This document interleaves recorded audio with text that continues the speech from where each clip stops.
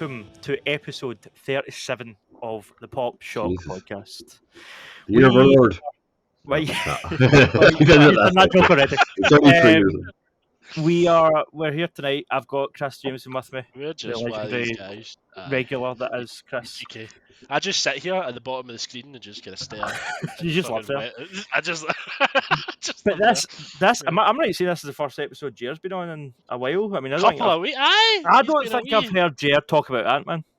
I've not heard his voice. Oh yeah.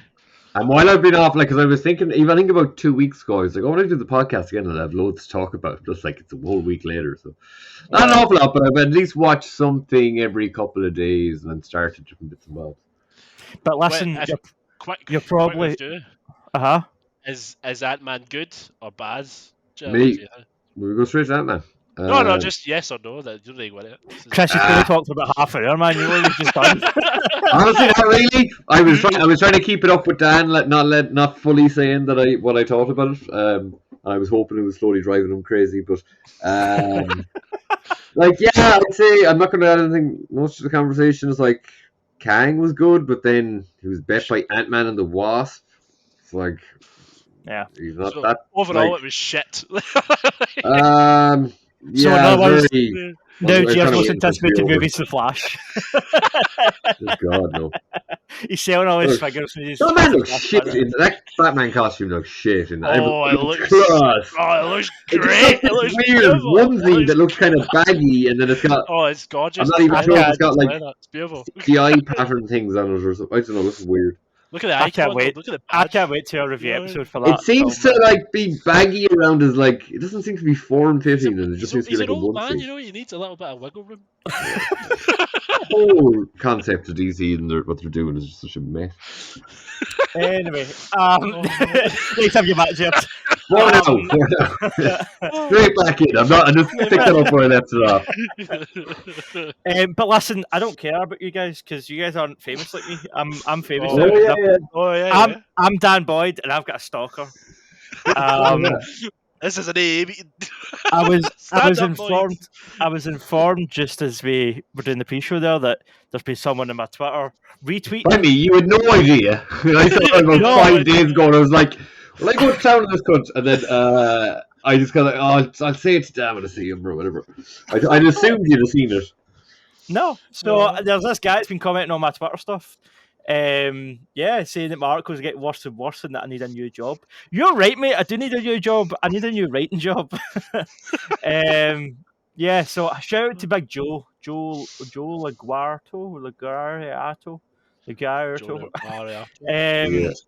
If you go to my Twitter at danboy95, you'll see him in the comments if you'd like to engage old Joe in a bit of friendly banter. I'm not asking him to go after him because that'd be insane. But I looked at his tweets and it was like he liked you a lot because he gave you about 5 or 6 comments, but then it was only a couple of sporadic comments and it was like just shitting on people like, don't release your new book or whatever. And I was just like, I didn't even recognize who the writer was, just some random whatever. And then just I don't know. He's. What's I don't know, he was charging his profile. He's only got 14 tweets, so he's pretty new. Yeah, it seemed to be recent, and he just made it. He only joined in January. I feel like how when Batman realizes that he's created all the villains in Gotham. That's me. I'm having that moment right now. What have I done? I wonder. It must be. I'd be very surprised if he just picked it up and go, "I'm going to start Twitter now and just randomly comment on these."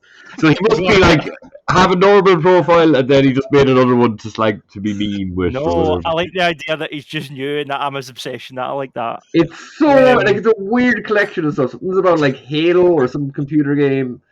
The other thing is it just looks like. I nearly think the author that he was slagging off, it looked like it could have been just a fucking suggestion of that tweet that came up on his page. It just looks so random. Like, not an author I know or anything. It just doesn't look like a massively big one or anything. Just say, I have a new book out or whatever. Like, I don't want to fucking read it. Or it was something else was like a game and he was like, I don't want to fucking play it. So, sure, look, get your Get your shits and giggles where you can. He also accuses us, the Pop Shot podcast, of having 70 followers, half of which are fake accounts. Mate, see if I could afford we don't account, I'd have way more than 70 followers. Like, I love the idea that we're just like, let's just buy ourselves 35 followers. Like, can you do that? Is that a thing? Like, yeah. Oh no, I think that's happening on my Twitter now too. To me, Twitter is impenetrable. Like, I just can't. I never had a tweet had more than a little bit of an interaction. Like, not to fucking compare in my social medias, but like on my Facebook, I think there was a certain point when I stopped drinking a couple of years ago, and I wasn't really doing anything creative, where I was just on fucking Facebook all the time. But just I don't know. I guess fishing for likes. I ended up doing stuff that was maybe, I don't know. I think I get interaction, and I've had people say your Instagram's really good. I'm like, what's that even fucking mean? Like, but I can get engaged with Instagram, and even I've actually Instagram to private now, but Twitter, no matter what, I've never got any because obviously with any social media, you have to kind of get a bit of feedback to draw you back into it. I've never really got that on Twitter. Like, I don't know. I don't think any of my friends are really on Twitter. Not much. Like, they don't seem to use it. I think if you just post some photos with dogs, you just get multiple interactions.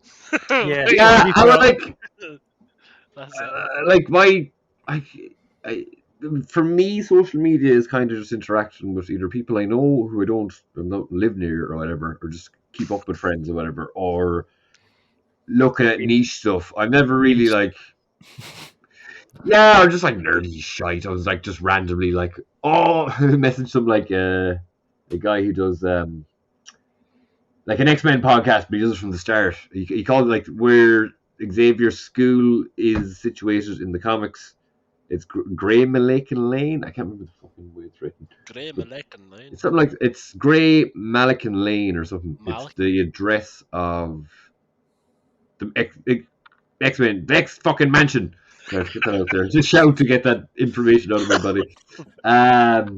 But he does like really early, he does it from the podcast. He does like trials of characters where he brings on like some writers and like just different. Like there is, I think I mentioned it before, there is like an X community on Instagram and stuff, and like little podcasts that do stuff, and they seem to do like, I think I mentioned Power of X-Men before, but there's a couple of podcasters and like cosplayers and stuff, and now they're doing like panels with like the 90s cartoon creators at Comic-Cons and stuff, like, so it's interesting. And I think one of them even set up this kind of like, I think I've seen them for like Harry Potter before, where you go to like a themed place and it's like there's actors playing the characters, so it's like an X mansion, but it's in like fucking, I don't know, Idaho or something like so. It was in upstate New York, but basically this random guy on like, that's just kind of some of the stuff I'd be into. But the guy who does that podcast, I just messaged him, like, what's that issue where the X-Men fight, the original 5 X-Men fight Sabretooth, and then Cyclops shoots him with the laser, but he makes his eye really narrow, so it's like a bullet and knocks it. He's like, I don't know. But I found it like just by being able to ask some random fan page. Like, that's the kind of stuff I'd be interested in on Twitter. Like, I don't know. It seems to be a bit of community at times, especially when, like, you'd always see like Irish Twitter did not like. There was like an SNL sketch last night where they just had 2 actors playing Colin Farrell and Brendan Gleeson, and they just made them out to be very hard to understand. And as they're walking away, the guy goes, no, they haven't even started drinking yet. And Colin Farrell's been sober for like 20 years. And it's just like, I see the thing today, it's just like, I don't know, it's like an achievement thing or a notification when you're playing like Fallout. It's just like, Irish Twitter did not like this. But yeah, that's just random social media stuff. With all our random nonsense at the way, should we move on to the news, lads? Because there's actually some stuff to talk about this week. There's actually stuff. There's fucking stuff. First major thing. I never remember any of the stuff when I see it. Go on. We're all pretty hyped for Daredevil. I think it's probably the Disney Plus thing that most people look forward to. I'm buzzing, man. I can't wait for Born Again. Especially now it's been revealed that Jon Bernthal will reprise his role as the Punisher in Born Again. I mean, I've been wanting to see more of him since the Punisher series, so I'm so glad. Did you watch the Punisher series? Yeah. I did. Did you like it? Yeah. Loved it. Okay. Where's all those fucking pictures you sent us to use? I'm sorry. It wasn't quite maybe as Garth Hennessy as I would have liked, but it was Garth Hennessy enough that Okay. that's my favourite kind of Punisher. Do you know what I mean? To be fair, I think my favourite portrayal was the Ray Stevenson Warzone one. I've never seen that. It always looked really cheap to me. I loved it. It was, but I kind of loved it for that. In some ways, it felt like an old Grindhouse movie. Like, it felt like a Punisher Grindhouse movie in a way. Like, see the way that like Brawl and Cell Block 99. Like, it kind of had that vibe to it. Were you saying, sorry? Yeah, Chris? was that the one where he fought? Was that when he fought Kingpin Jigsaw. in prison? Did he not fight Kingpin in prison? Was that not one of the No, that's the show. Daredevil? That's Jon Bernthal. That's in the show. That's in Daredevil. Oh, sorry. Yeah. That was a great scene. That was a great scene. But but is that in Punisher? Is that like the end of Punisher or what? Or is that just like a side quest kind of thing? Is what in the Punisher? Where Punisher fights Kingpin in the prison. No, that's like the first time. That's very near the start where we meet him. That's in season 2 of Daredevil. We just met Jon Bernthal's Kingpin. Jon Bernthal's Punisher at that point. Oh, okay, it's funny. I'm on my second re-listen to the Weekly Planet, and they just passed Daredevil season 2. I think that was literally the episode before I listened to. And I kind of crap. Punisher ends up after Jigsaw dies. Jigsaw dies at the end of season 2, and then he's just two seasons of Punisher. 2 seasons. 2 seasons. It's funny. It's one of the only Marvel things Mark Maron has watched because he kind of like was always getting into Twitter wars about it and like slagging off nerds and stuff. But he had I think I've mentioned this before. He had Josh Brolin on, and he just seemed to really click with him and really like him. And then when he had Jon Bernthal on, he seemed to respect him in a kind of similar way. But he watched a season of Punisher, or maybe the 2 seasons of Punisher. And he seemed to kind of like it or whatever. But I don't know. I just from listening to the Weekly Planet, just like X amount of that Daredevil stuff is a lot of filler and shit. And it's like Daredevil had a lot of filler on it. Daredevil was a great show that it should have been about 10 episodes and it was about 14 for some reason. But I don't know. This new season, it's like a proper bulk. It's something like, is it 18 episodes, 20 episodes? Yeah, it's a lot. Like, do you know what? If they did it like She-Hulk and had them short enough, did them like comic. That's why I think the TV shows should be going forward.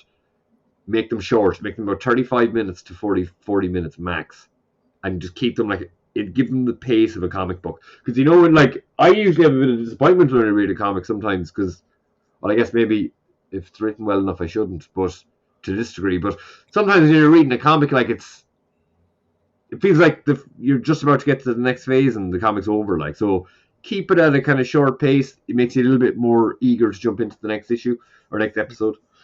I think that could be, especially if they're doing I think because it's 19 episodes or whatever. It's not going to be like how Netflix was 14 episodes, they were all an hour. It's not going to be do you know what I mean, necessarily as strict as that. And they're also, they're cutting some fat. Like Karen and Foggy aren't going to be in it. Their actors have been told that you're not coming back. So Vincent D'Onofrio's Kingpin will be, Punisher will be. Not even in Daredevil. In Daredevil. No, shit. All right. Okay. We're Vanessa's recast. Yeah, and Vanessa's been recast. It does look like quite a lot of the fat. Fucking Michael Gandolfini could be playing Kingpin's son. Oh, cool! Really? I hadn't heard. Someone said that recently. Literally only about fucking 4 months ago. No, he's in it, and so I heard someone say I think he could be fucking Kingpin's son. But I think I mentioned a while back. I only heard someone mention recently Gandolfini as Raimi era Kingpin would have been great.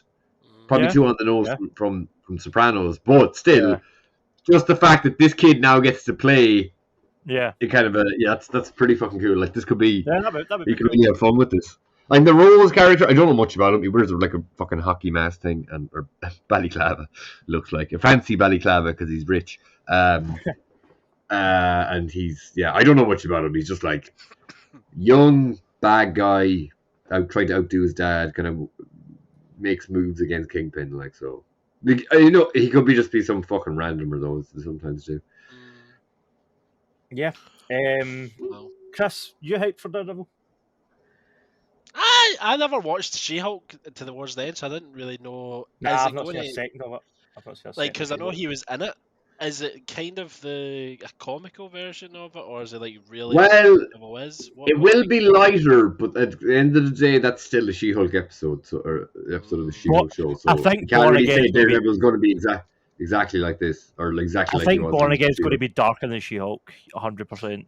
Is Born Again anything like? Is there a comic? It's like that, or have they just said Born Again? The last season of it's weird. The Netflix adapted it for the actual Born Again comic, so they're just using it as a title. Born Again storyline basically already happened in the Netflix show, so it's kind of weird that this is called the same. But I guess it's just the names don't matter. The fucking Age of Ultron.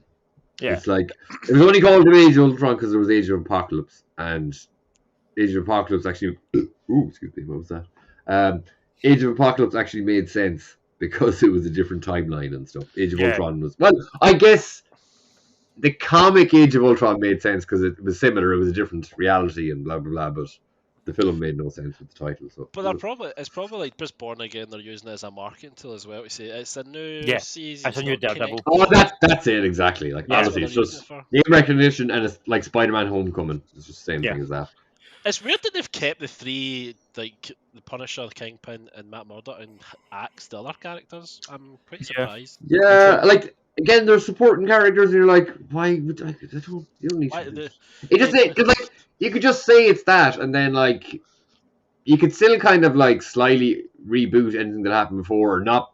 You don't have to like. As imagine this with it'll probably most things that happened in the show will probably be the same, but Kingpin and Murdoch aren't going to just have some fight. Do you remember that time we fucking had to team up to fight aliens kind of thing? It's like, you don't need... I don't see the point in shit. Like, she's good. Do we think that She-Hulk will make a cameo since he was in She-Hulk?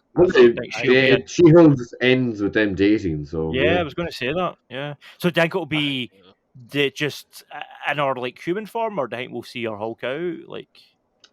It can't cost that much, really. The model kind of built, you know. Yeah. I think that's because that's what to say. Like Hulk in She-Hulk was just that was the character model from fucking Endgame, like so. Have they done anything to the Kingpin? Have they done anything that improved his strength or anything like that? Because I know in the comics he's like supposed to be really strong. Like he is supposed to be just human. Like he's never supposed to be super. He always should have been. Like I kind of feel like the same way with the boys. I think I mentioned this before. And Mike. The little headcanon I like to think every one of Spidey's human villains have either just a little bit of a Green Goblin type formula and whatever. Because Kingpin, he's like... That time they all get turned into lizards. They all get powers after that. Because everybody get turned into lizards. Remember that? Amazing Spider-Man. The thing about... I love lizards. Just want to turn things into lizards. That's in the piss take of the film, but in the comics there's also a panel of Spider-Man saying to Sauron, the guy who's like he's like a vampire, but when he feeds on mutants he turns into a fucking pterodactyl man. It's so true. It was around the time Marvel couldn't use vampires. It was a weird time. But there's like a panel of Spider-Man like, with that tech you could cure cancer. I was like, I don't want to cure cancer, I want to turn people into dinosaurs. And then I saw someone comment on a meme of it today. They were like, yeah, but when did Spider-Man use that tech afterwards? Like, Lizards, Doctor, Kingpin is supposed to be in the comics. He's like sumo wrestler size, but he's full of muscle. Yeah, I'm just relating to the animated series. Like he was really strong in that. Yeah, it doesn't. They never seem to try and make any sense of it because like Spider-Man does fight. Like there's the guy in now. It's real early Spider-Man comics, and they've been in some of the cartoons, but it's like a gang of like 4 guys. One is like Ox, who's just a big muscly fella, and then there's like fucking Tex. There's one guy who uses like a lasso, and then there's like Fancy Dan, who's like knows karate or something. Like they're just like a weird little gang. But the big strong guy Ox, he's never really like when the 4 of them are attacking Spider-Man, he's shown to be like if he can get one punch in somewhere. But like with Kingpin, it's usually he's displayed to be stronger than Spider-Man, which shouldn't really be the case. Like. Chris, do you want some good news to bring you up again? Batman. No, really, but just let me segue. Batman the Caped Crusader series has found new life at Amazon after HBO Max scrapped it. I can't believe even HBO Max scrapped it. What a pair of fucking arseholes. That's a mistake. So dumb. Yeah, why is there a Batman show outside of the DC thing now, really? Or to a degree, at least. It's probably better than James Gunn universe, they made it before all the James Gunn shit became a thing, obviously. So they haven't actually made it yet, though, have they? I think they've wrote it. I think they're in the process. I don't know. Well, I don't think, like, say, Kevin Conroy is going to be in it all and stuff. Oh, yeah. Oh, fuck. Have they supposed to be, wasn't he? Have they said it about the voice cast, Chris? Do you know? No, they haven't. No. I assumed it was him, but I didn't think they'd actually made any of it yet. I think they were thinking it would be him, and then I'm pretty sure that was announced. It passed, which was kind of. I don't know what they're going to do now, but I'm sure it's not going to be Mark Hamill either. Dini. No, I think it's Paul Dini and Bruce Timm that have wrote it. Yeah. I don't know, maybe not Paul Dini, but I know Bruce Timm. Definitely. I know that it's kind of like as with the voice actors, but Troy Baker does a really good Joker voice. See, if you play Arkham Origins, he's almost the same as Hamill. Almost, it's not far off. I would just get Troy Baker and then get somebody else for Batman. That's one of the things. Like, it's nice to know it's Mark Hamill playing him. Yeah. Really, but also like I didn't mind him when he was playing that. Now? Yeah, like, I didn't mind that. I don't know if Jenkin would go as far as doing an impression of Kevin Conroy, or Jenkin would do another Batman. I don't know. I don't know if anybody's ever done. Jenkin would do their own thing. I think it would do their own thing. What about him that's in The Boys, Jensen Ackles? He just voiced Batman in something, didn't he? I thought he done the long Halloween animation. Yeah, we'll get him. Like, I thought he was fine. Decent... Yeah. Yeah. But it's also a big thing. It's like connected to. It's basically kind of not a spin-off, but it's like connected to the animated series. So it's like, this is going to be a big. Yeah, it's like a spiritual successor, isn't it? Like. Yeah. But man, I'm so hyped for it. I'm thank God, because I know they were shopping around for it. Thank God, Amazon. At least they've got a better show than Lord of the Rings. Hopefully, like Lord of the Rings was awful. That's the thing, man. Like I've just been pure bashing. I've seen that the God of War thing is getting a lot of hate recently because The Last of Us is so good. And people are saying that HBO should have did God of War, but The Boys is great, and that's an Amazon show. Like. I think it's all to do with the writers or whatever. Like, I know, you can definitely tell. Like The Boys, as you said, is great, and it's an individual. You can't really say like the source material is shite because the source material is like the person. What was his name? J.J.R. Tolkien. So it's like you've got the source material there. You've got the comic books there. You know, Chris, I was trying to bring you up, and you're bringing yourself back down top of this Lord of the Rings show, man. It's fucking shit. No, it's pish, Terry. No, but I'm excited. But I do agree. I think they should just bring Troy Baker. Get him in. He do all the voices. Fuck it. And then just Troy Baker not play like the Joker in. Yep. Who did Arkham Origins or whatever? Arkham Origins, he done that. Troy Baker was Joker and thing. That's who you're saying to get for Joker. Yeah, get him. But who do you think for Batman? Sorry, I completely zoned out there. Jensen Ackles. Yeah. See, the weird thing is, there's people who are like, 18 or 19. They've probably already seen him a load of times, and then like, we're of a certain age, we're not going to think of it as. To the people coming up, whoever's Batman, as long as they're decent enough, like they mightn't get to the notoriety and success of Kevin or Conroy, critical acceptance of Conroy, but for younger people. They'll just be their Batman. They'll be like, "Oh, he was my Batman since I was young." So, like, who's fuck to say what's going to change? Yeah. And I don't know if Kevin Conroy has always been like. I've heard people saying that like Ben Affleck is like their childhood Batman, and I'm like, man, that was only about 2 years ago. What are you talking about? That was only a couple of movies. Like, what the fuck? Childhood Batman, like no. Talking shit. But if you're more of a Superman guy, it's been semi-confirmed that. Well, Tom King, who is a kind of big writer for DC and Marvel, but he's writing for DC at the minute, he has confirmed that James Gunn is going to be writing and directing Superman Legacy. Chris, I know that was a question you had when we spoke about James Gunn's lineup, was whether he's writing and directing it, but apparently... I'm surprised he's doing it. All right. I'm to the extent that it's a big... Superman's also going to be a big character, it's a big blockbuster movie, and that's not really James Gunn's thing, but... It's his universe, and this is main. That's what he's doing. He's setting the tone. This is the first blockbuster of that, so I think he's just doing a Jon Favreau kind of thing, like set it up and then maybe just let it run for there. Do you know what I mean? Like, fuck. Don't know. Is there a release date from it? Are they thinking it would be in like 2027 or fuck? 2025. Same year as Avengers. The next Avengers movie. Oh, speaking of Avengers, okay, there's two main writers for the MCU at the moment going forward. There's the guy who's writing. Is it split up? Is one person writing Dynasty and one person's writing Secret Wars? Because the guy who wrote Loki, and I think there's another guy, the guy who wrote Ant-Man, are the two main writers now. The guy who wrote Ant-Man seems like a fucking idiot. So he's writing Kang Dynasty. I know that. Oh, yeah, and maybe Warren. Waldron, is it the other guy? The guy who wrote Loki. Michael Waldron. He's not right. Didn't he write something else? Doctor Strange. Else did he write? Doctor Strange. Okay. That's not really the other fella, he came out a couple of. I think he might have said something about like. Was it him who says, "Oh, I don't care about the bad reviews," or "They're wrong," or something? Yep, that was. And then there was something about Evangeline Lilly's actual child was supposed to be in the film, but then he said in a tweet something like, "Oh, it's only because of my shoddy writing that the child couldn't make it into the thing." Like, if you're an up-and-coming writer, fair enough. You're in charge of the biggest crossover film of Marvel films going forward, like big money-making films.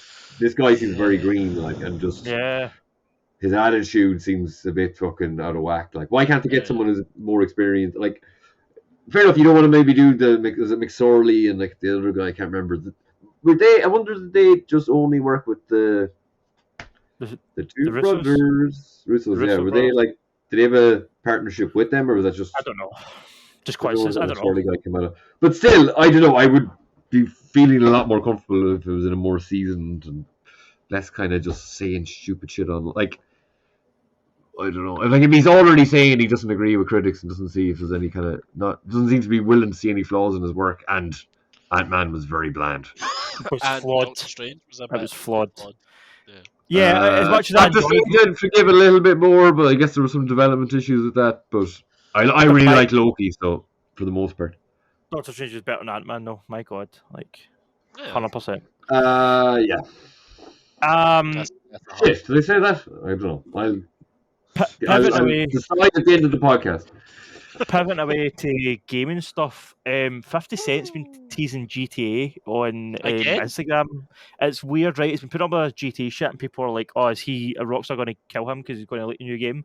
But it turns out he is developing a Vice City series based on the game, kind of like Power, I guess, but instead of like a Power, game it's series.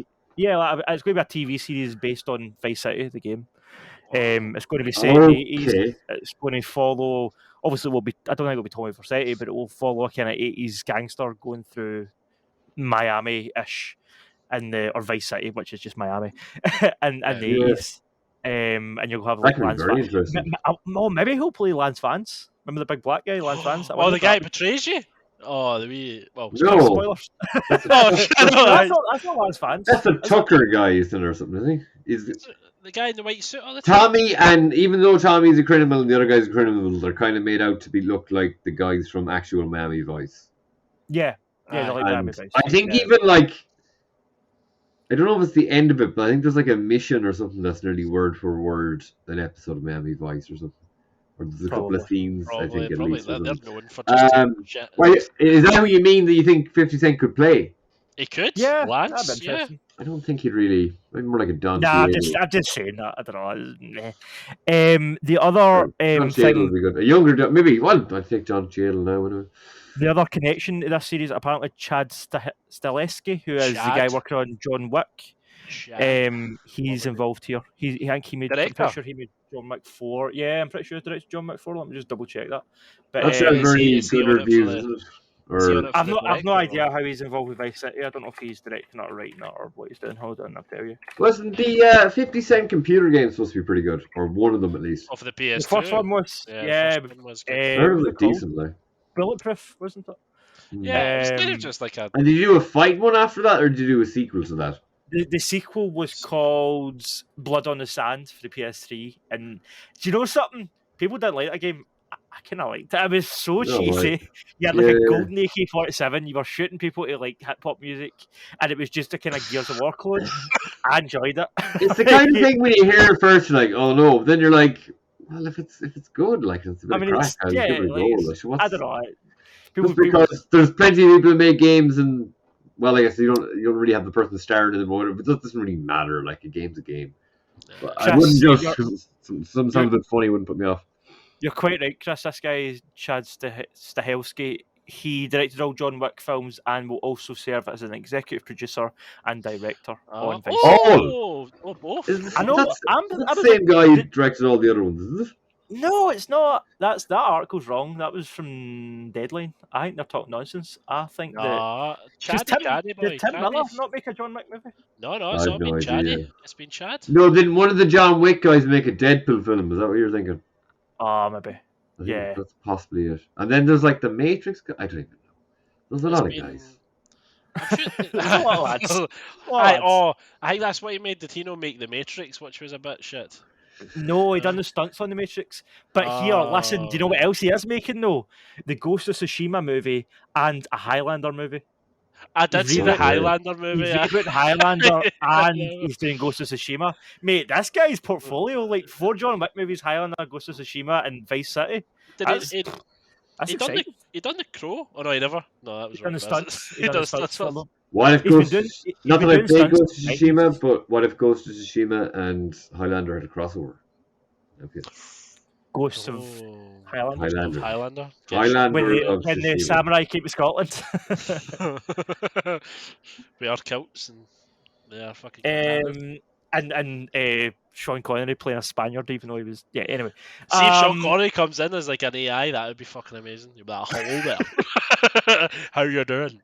Have you got any women I can hit? Rest in peace, Sean. Barbara. What's the Barbara Streisand? Is that the woman? The interview. Let's move on. No, because that's how is Barbara Streisand related? It's not Barbara Streisand. It's somebody Barbara. It's not Midler. It's somebody from like that era that's doing. It's just an interviewer though. It's a TV personality. TV. Yeah. Barbara Streisand. Somebody you know. Yeah, American thing maybe. Doesn't matter. A fucking Yank. I know. Hello, everybody, American listeners. Sean Connery. It's a hard watch. That's. And with old Weekly Planet stuff, there's a lot of discussion of Sean Connery. Or they're just like he didn't understand the Matrix, and he didn't understand what was the other one? The Matrix. No. The one that he passed on Gandalf. He passed on Gandalf. Yeah, that's the thing. Like he didn't understand Gandalf, and he didn't understand the Matrix. Passed on both of them. They both were massively successful. And I think that was what people seem to think. Barbara Walters. Oh, right. Sorry, Sean Connery's an idiot. But I think that's why supposedly he took a chance on League of Extraordinary Gentlemen, and then it was the worst experience. I think that was his last movie. It's like done. He quit. Him and the director didn't even go to the premiere and stuff. Yeah, and that guy never did a film again afterwards, I think, if I'm not mistaken. See, boys, he was dressed quite nice in that. I thought he looked nice. Like, his flashes. But I mean, that's okay. That makes it okay. As the Weekly Planet boys were saying, there's actually pretty good stunts to work in around his capabilities in that film. Because he's fucking in his 70s, I think, then even. Yeah. He just points at people and goes, Talking about being an old man, we'll all be old men by the time this game comes out. Starfield has a new date, and it's coming out. It's been delayed again, but it's coming out in September. Well, it's not actually had an official date announced. That was the other thing, though, Chris. Do you know what has been delayed? Suicide Squad. Yes, Suicide Squad's been delayed because it's garbage. Was it beta released? No. How people? I saw a fan backlash thing, but I was like, who was playing it? You mean you haven't been keeping up with the podcast? They did a state of play. Was it last week, Chris? The week before? Yeah, last week. And me and Chris came on here and bashed it. Oh, no, I didn't. Because it looked garbage. The gameplay, it looked like Fortnite. It looked awful. All the characters looked the same. It just, go and watch that episode. I'll link it below. We're going to find these podcasts. It's been delayed, but Again. people are saying, well, the rumor was it's been delayed to later this year, and then I heard it was 2024. But then somebody said it's not going to be a different game. It's like they're too far in development at this point. It's going to be a live service Fortnite type game. Like there's no way around that. They'll be taking a bit of time to try and repurpose and market because people are so down on it. That's likely why they delayed it. Put a bit more polish on it. Try and send it out and claim it to be something else, and maybe focus more on single player stuff. I don't know, and then just hope for the best. I reckon that's the plan. I don't know if I'm being naive in this, but do you think the play to win games, like the games are going to zone out? I think they are a wee bit now. Like that, and about 3 years ago they were all the rage, but now I think the people who just play these, they'll pick a game. It could be a shit game. They'll like it. They'll just actually enjoy buying skins on it, and because of that, it'll never completely go because you'll always get people like when I was on a fan group for the Avengers game. Like people were just fucking firing. I never paid any money. Might have bought one skin, maybe by accident or something, but everything else you can just build up the points. Yeah, you can build most skins are shite for ages anyway. But you'll still get people who would throw hundreds of fucking currency into a game for no reason. You're totally right. It'll never completely go away, but I do think Chris is right in the sense that it's past its peak. Like it peaked. I feel like Star Wars Battlefront 2 was the breaking point. That's when that everybody game was lost so stacked with microtransactions. EA were literally getting pitchforks thrown at their building and stuff, and they were like, "Right, we need to do something here, lads." We need to move. And then that's when the Star Wars rates get taken off them as well. So it was a big thing. And then they won some goodwill back through the Cal Kestis game. Yeah.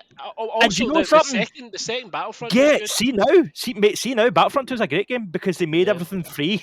And they were like, "Here, just have everything." So there's all these brilliant skins, cool guns. You just go out and get them because, Battlefront 2 is solid, by the way. I would definitely. I love the PS2 Battlefront 2. I think. Listen, I hate EA, but I enjoyed both of their Battlefront games. I enjoyed 1 and 2. I must admit. I do shit on them. I love to slag them off. Yeah. I Fallen Order now. I got it free there on the PlayStation Network, and I got Battlefield 2042. 2049, yeah, whatever it is. No, 42. I think. You're right, 42. 2049 is Blade Runner, isn't it? Yeah. I never actually. So my brother was over yesterday, and I was like, whatever, just open the PlayStation, see what you want to play there. And he plays like a lot of. He has a PS3, but doesn't really work properly. But he plays Call of Duty on his phone. He really likes it. And he was playing. I've Special Ops, Black Ops 3 or something, is it? Sure. The one futuristic kind of one, which I never actually bothered to open up. I think I might have just played the zombie thing, but I kind of thought all those futuristic ones were going to be all like laser guns, but they're not really. It's just more like regular guns with sci-fi elements. So I was like, actually, I think I could play that now. That actually seems like something I'd be interested in. Do you know something? Black Ops, I've played 3 and 4. I've not played 2, but I played 3 and 4, and they were alright. Yeah, I've seen the first one's the best, but 3 and 4 are alright. Yeah, I think it was 3. I was more watching my brother playing it, but it was like a lot of shooting robots and stuff. Listen, COD campaigns to me are just like junk food. See if you just want, see if you just put in a Michael Bay movie, just put in the COD campaign and just play a couple of levels. Ever watched a Michael Bay movie? You know what I mean, like a dumb action movie, or like a John Woo movie, then, or someone you actually like that makes action movies. I don't know. I think more just the actual. The element of shooting I like more than it's that same feed, it's that same kind of spot that it hits, as like a dumb Ryan Reynolds action movie. Like it's But most a lot of things about games, like again, arguably a game like say Far Cry 3 when all those fucking magical tattoos are wracking my head. So either just kind of. Ooh, no, you can. It was good. Like vast. It felt great to play. Peak of the franchise. But that had stupid elements that annoyed me story-wise, but it was still enjoyable to play. So it can only affect the game so much. And sometimes even with whatever, it's just passable. Most of the aspect of games is your interaction with the environment and how you're able to move, and that's what's enjoyable about them. Like, obviously, better story is better, but that's most of your fucking time playing a game is just going, oh, fucking kill this cunt. Drop a lot of C-bombs tonight. I don't know what's going on. Very aggressively like that. Yeah. You should write a script for a game. Instead of like follow the trail, kill that fucking guy. Kill that kid. A big arrow, fight that this guy here. Kill this kid. Get him! You just hear that in the earphones when you're stabbing him. Get him! I left, alright? Yeah. Oh, fucking hell. High intensity. Listen, Todd, if you're listening, put that at Starfield. Right, I want that at Starfield. That should or you can be an avatar just walking around going, kill that guy, kill that guy. Yeah. Guys, listen, this news piece started about Starfield, believe it or not. Are you... Are you... Well, Jerd, I know you won't bother because it's not on PlayStation, but Chris, are you going to mess with Starfield when it drops? Oh, yeah. Like, how did they announce it? Did the guy come on and, like, say, I apologise? Or like, They did a trailer. They did a release trailer thing. And no, it just showed you some of the game, some kind of pre-render CGI stuff, and then the date of September 6th. They also teased that they are doing another gameplay deep dive. What you were saying, like the guy on the stage, probably Todd being like, I was going to say, do you think, hey man, it's our game, right? But like, yeah, like what did it say before Fallout 76? It just works. It just works. Yeah, I'm sure there'll be plenty of memes afterwards. But do you think Todd Howard's on Jink? He's still got it, or Jink? He's lost it. Right, so I've been going on a lot since this release date and this trailer dropped. I think it's a huge deal for Bethesda. I think it's a win really, if they win that the company. It's properly make or break. Yeah. Like, it's the first major blockbuster game released as an exclusive since Microsoft paid $7.5 billion for the company. Like, so there's a $7.5 billion investment that needs to be sort of proven here. And I also feel like, when was the last time we got a really great original IP in games? Probably The Last of Us. Yeah. Probably like 2013, right? I can't really get it. Ghost of Tsushima's okay, but it's it's derivative. It's just Kurosawa. Like, it's not original. Like, the last time we got a proper, even Last of Us, you could say, is just zombies. Like, when was the last time we got something proper original? Starfield. Well, the Elder Scrolls was 11. Yeah, but that's the other thing. This is Bethesda, just as a studio. This is their first original IP in 25 years. It's been 25 years since the original Elder Scrolls, the original Fallout. Everything since then has been sequels. So it's a big deal, man. Like, there's a big budget lying on it. There's this big investment for Microsoft. There's the fact that Bethesda's last 3 games have been shite. Like, Fallout 76 was an absolute mess. Elder Scrolls Online was a mess. And even Fallout 4, like, it was okay, but even at the time, it was a disappointment compared to Fallout 3. And the fact that Fallout 4 is the best of the last 3 games shows you how mediocre it's been for the last 10 years for them. So I don't know. I really feel there's a lot riding on this for them. Like, they've not been. They used to be a studio that were kind of held up the way that CD Projekt Red were, and the way that From Software are at the minute. They used to be that studio that have to just held them up. Bethesda were amazing, Skyrim and Fallout 3, and in that era when they were really knocking out the park. And I don't know, man. I just think recently they've fumbled it, and I'm really hope that, because I love Bethesda. I'm a big fan. Especially Fallout 3 is one of my top 5 games of all time. Like, I love it. I want this game to be amazing. And I've always said, even a way back since then, I've said I want to see like Fallout in space or Skyrim in space, and that's essentially what this is hopefully going to be. They've also got that Ghostwire Tokyo, so if that goes to shite as well, then they'll just have...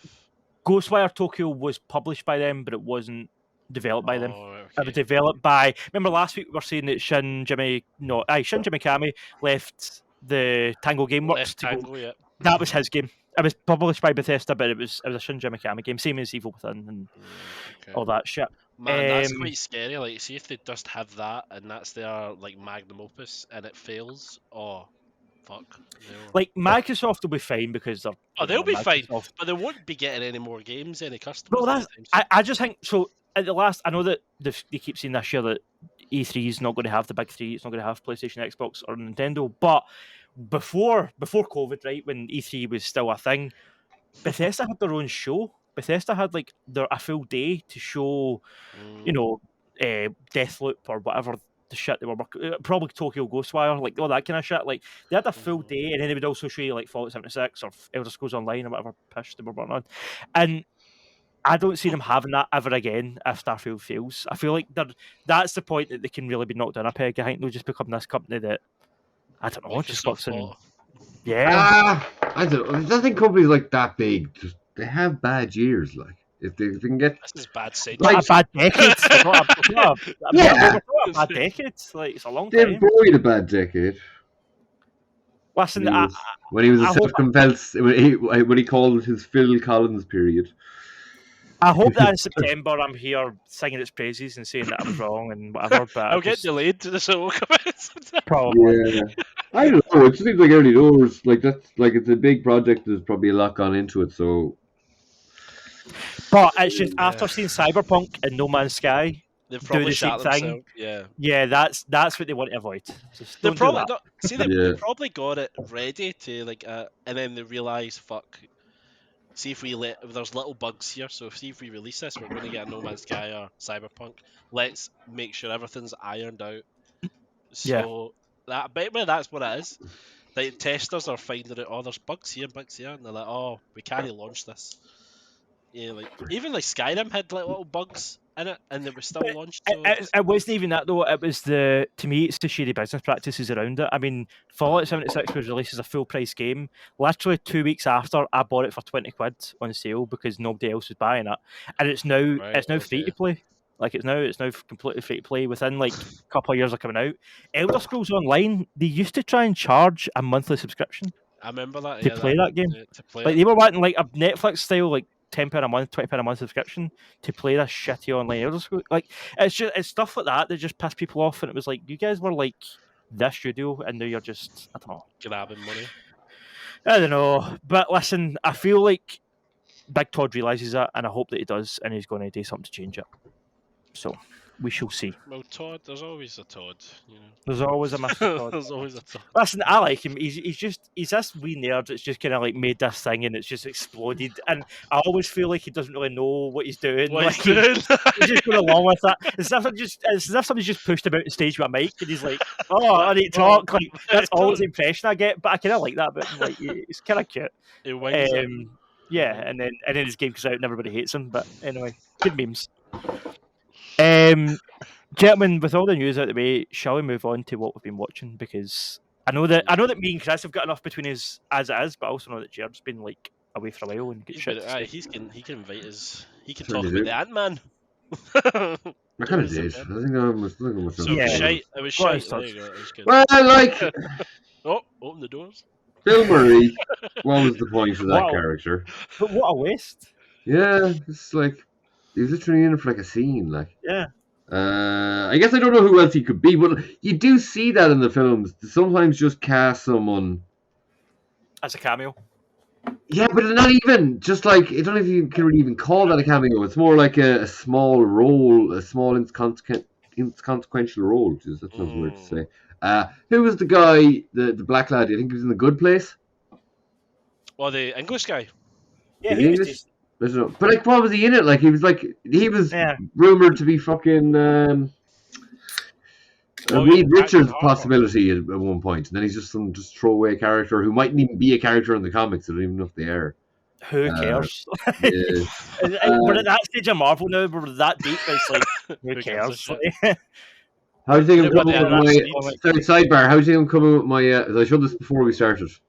My Banshees of Inisherin cosplay. Is the Colin Farrell a bit too thick, or it should be a bit skinny? It's a bit butty, yeah. I was going to put up with the Gambit body, but like the purple doesn't really go with the.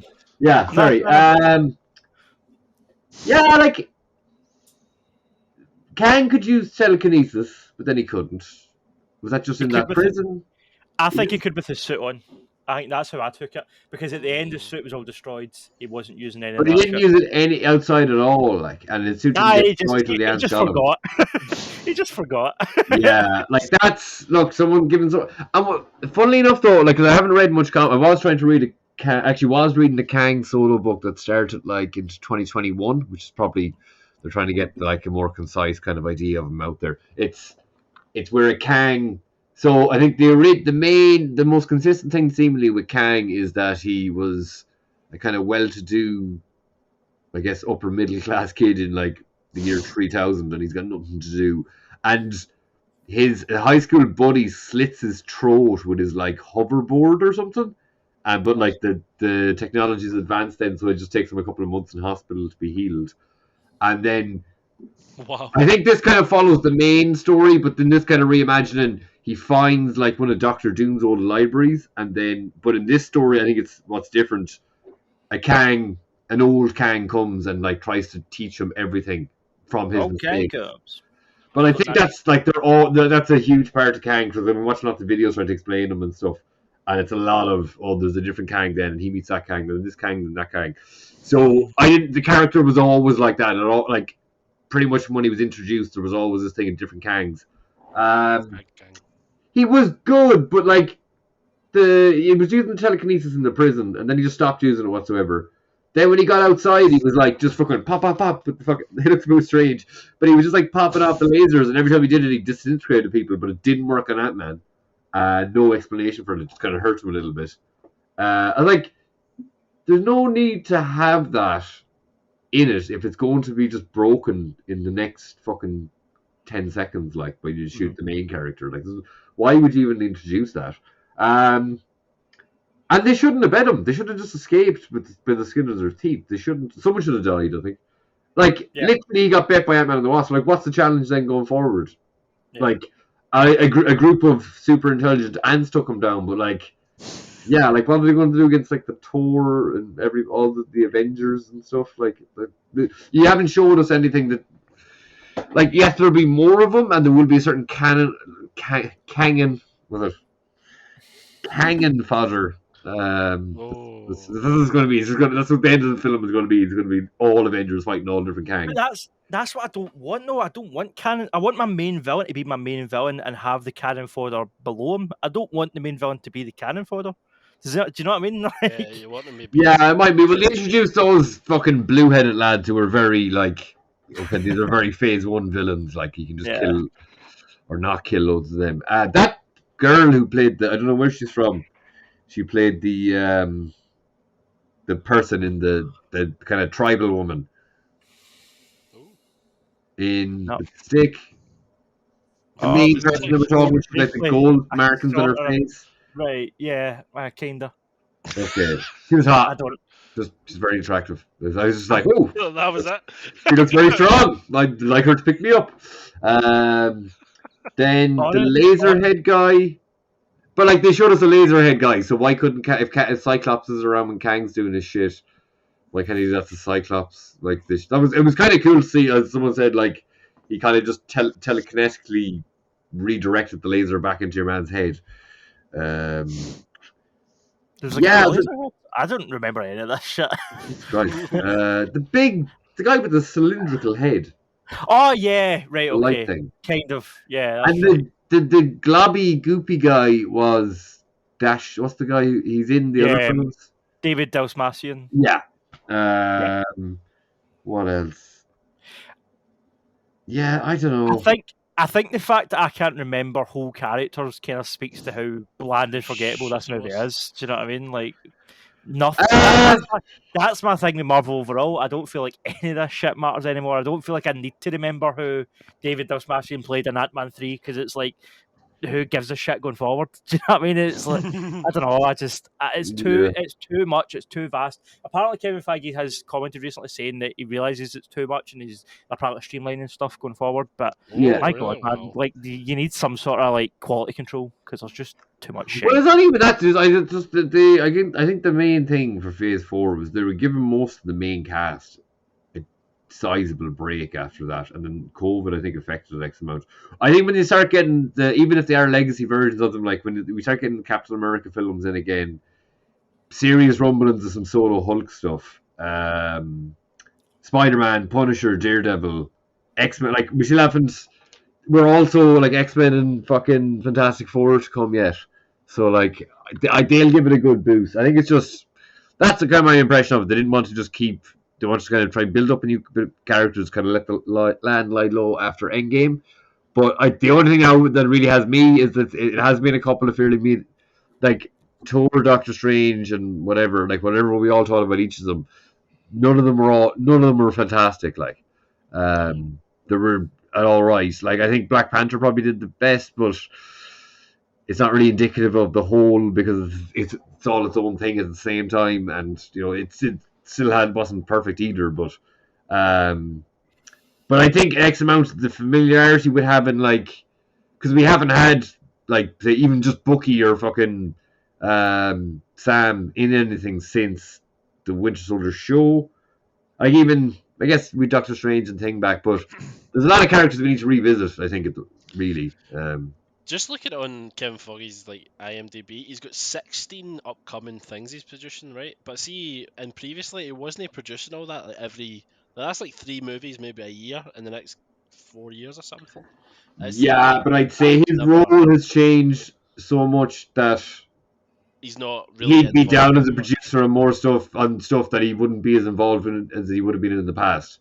So, say for example, he's probably doing more and kind of more delegated work or whatever. But he's pretty much the head honcho and has been for the last couple of say if you go back to very early Marvel, he didn't have as much responsibility and there wasn't as much projects the Sam Raimi, the one. Yeah. But even I didn't even realize Secret Invasion is going to be a mini TV series. I thought that was going to be a movies, but fuck, so that's a TV series. And that's a big fucking plot. Well, they're not. They can't be doing it in the fashion that they're doing. It says it's 6 episodes. Yeah, but it's not going to be whatever it is. It's not going to be anything like that. I don't think it'd be very much like the comics. Comics is essentially a fucking couple. Well, is it just the Avengers or is it everybody? No, it is everybody. It's a company-wide crossover of the thing, but it's not going to be. This is going to be very kind of elements of that, but there's going to be, and this is going to be very espionage, I think, just compared to what it was in the thing. I was going to say, do you think Robert Downey Jr. would ever come back to it? Because I think he officially said he wouldn't. Yeah, very recently. I don't care. You can bring back an Iron. Get a variant Tony Stark. No, I mean I don't know if he would be able. If he would be able to help it, really. No, no, they can't give them a send off like that. Well, I guess Hugh Jackman had his send off and he still came back. I mean, I really want even though I'm a DC guy, I really want Marvel to be good because I loved a lot of their movies. But right now, it's been I've not watched really since Captain America and Winter Soldier. I've not kept up with any TV series. Yeah, I think Moon Knight really disappointed, and I was like, oh man, this was going to be something else. Did you watch Hawkeye? No, I didn't. I wasn't really interested in Hawkeye. It's good, especially at Christmas. The She-Hulk, I'd still say is worth to watch. Even just fucking watching the Daredevil episode. It's that to me is kind of the peak of it. Anyway, but it's sad. It's sad that it's kind of going down this way when it was such a lovely. It's fine. Daredevil's going to bring us back. So good. No, it's not. Yeah, Chris, let's move on. Chris, what else have you been watching? I've actually been taking a wee trip down memory lane and watching. See, what was it? Jedi Fallen Order. I've replayed that this week, and because anticipation for the Survivor game. Yeah. I actually thought it was actually really good. I mean, granted, I've completed the game, so I have the dual lightsaber spoilers. And so you did New Game Plus? Your New Game Plus, you're playing around that with all your abilities, so you're just pushing cunts away and cutting them up. Yeah. You can't cut them up because there's no dismemberment. Oh, you can. Apparently, they're adding that. You can get mods, couldn't you? I'm sure you can at least do something. They're doing it in Survivor. They're giving you can decapitate stormtroopers, which is all I want to do. Oh, that's good. Oh, cool. I actually started that too. Literally first level. Maybe you'll actually feel powerful in the sequel, since in the first one you just feel like a wee gimp with a plastic sword. Do you think they're going to do that thing with? Well, they'll have to do it because they do it in every game. It's a sequel. The character's going to be really muted, and you need to go through. He's not going to be as powerful as you left off. Probably, of course they will. That's what games do. The world of that. I was a stupid fucking thing. I was like, oh, we'll be so powerful. Because it's EA, they're not creative. Like, of course they'll just do that. It's EA. But man, you're lucky we're getting a decent Star Wars game. Like, don't ask me to be creative on top of that. Like, I'm surprised fucking EA. Jake, this is EA's only title since they took off the rights. Is that what they've got? They've just got this? No, they're working on others. I'm sure. I can't remember the. What was the rights they took off then? Was it just the Battlefield rights? It was exclusive. Like, other people now can make Star Wars games. Ah, right, okay. Whereas before it was only EA. So they basically that's why like Quantic Dream are making one and Ubisoft are apparently making one, and that they basically just took the exclusivity away from EA. That's fair enough. I mean, I watched the wee trailer of the Star Wars Survivor, and it looks pretty good, man. Like, I'm quite happy. CG looks great, yeah, but I don't know, man. You weren't too bad in the first one, were you? I really didn't like the first one. No, Did you not like the story? Did you not like anything of it? I thought Cal Kestis was a whiny bitch, to be honest. All he did was whine the whole time. But he's depressed. He's like the emo of the emo version. He's like, oh, I'm so depressed. Well, they tell you that. Did you see that? He seems to be. He's a fan. He listens to the Weekly Planet. Oh, does he? Yeah, he was. They were joking something about it. It came up with something, and then James and Mesa were just kind of like, "Oh, give us a free PlayStation." And he's like, "Yeah, I'll send you a free." He tweeted them. He was like, "Oh, yeah, I'll send you a PlayStation." It was like, "Give me your address, and I'll send you an empty fucking box." It's funny to see, like, I don't know, celebrities or whatever interacting with the being fans. I mean, like, it's quite a heavy, like, because was he really a big actor? I know he was in the Gotham TV series. For his age, yeah, like, for his age, fair enough, he wasn't doing a lot of drama stuff. I'm sure he must have done a bit of drama here and there. He must, because he's got a big. I'd say he'd grow into it. Yeah. He'd grow into a pretty promising career. Like, all I don't really know that he's done is Gotham, but I know he must have done others. Like, that can't be the only thing he's done. And he's young. And he seemed like, to be that age and be doing like Joker and stuff, like that's challenging. Did he play like two Joker? Was he like did he double up in characters and Gotham? Yeah, he was like a twin brother or something. Twin brother of him. Yeah. But I wouldn't like. Look, he's out and he's acting. He seems to be a good head and his shoulders just from that one joke I saw him with. But I think I'd say he's young too. I'd say he'd be one of those people who might just do kind of like commercial stuff for a while, but at a certain age he'll just do something that's like, actually, it's fucking pretty good. I think they're going to merge. I think he's going to be a big character in the films. Yeah, he's going to be in live action. Yeah, I think so.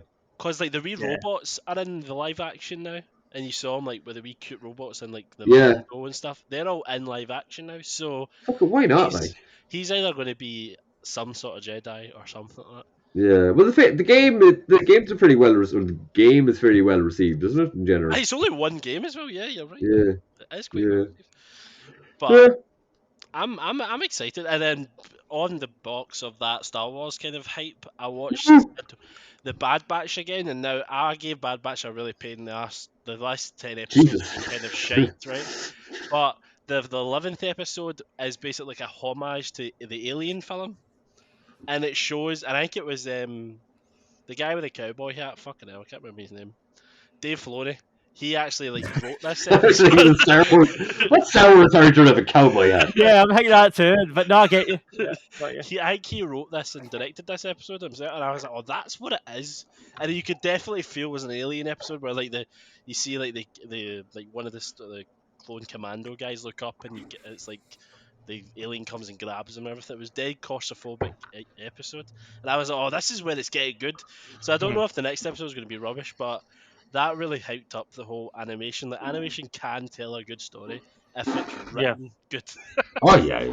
But, man. Yeah, and then the last one was the wee Resident Evil demo, which I... But before we move on to Resident Evil, while we're on Star Wars, do you know we talk about Mandalorian Episode 2? Because I thought that was a lot better than Episode 1, Chris. Oh, yeah. I haven't seen it.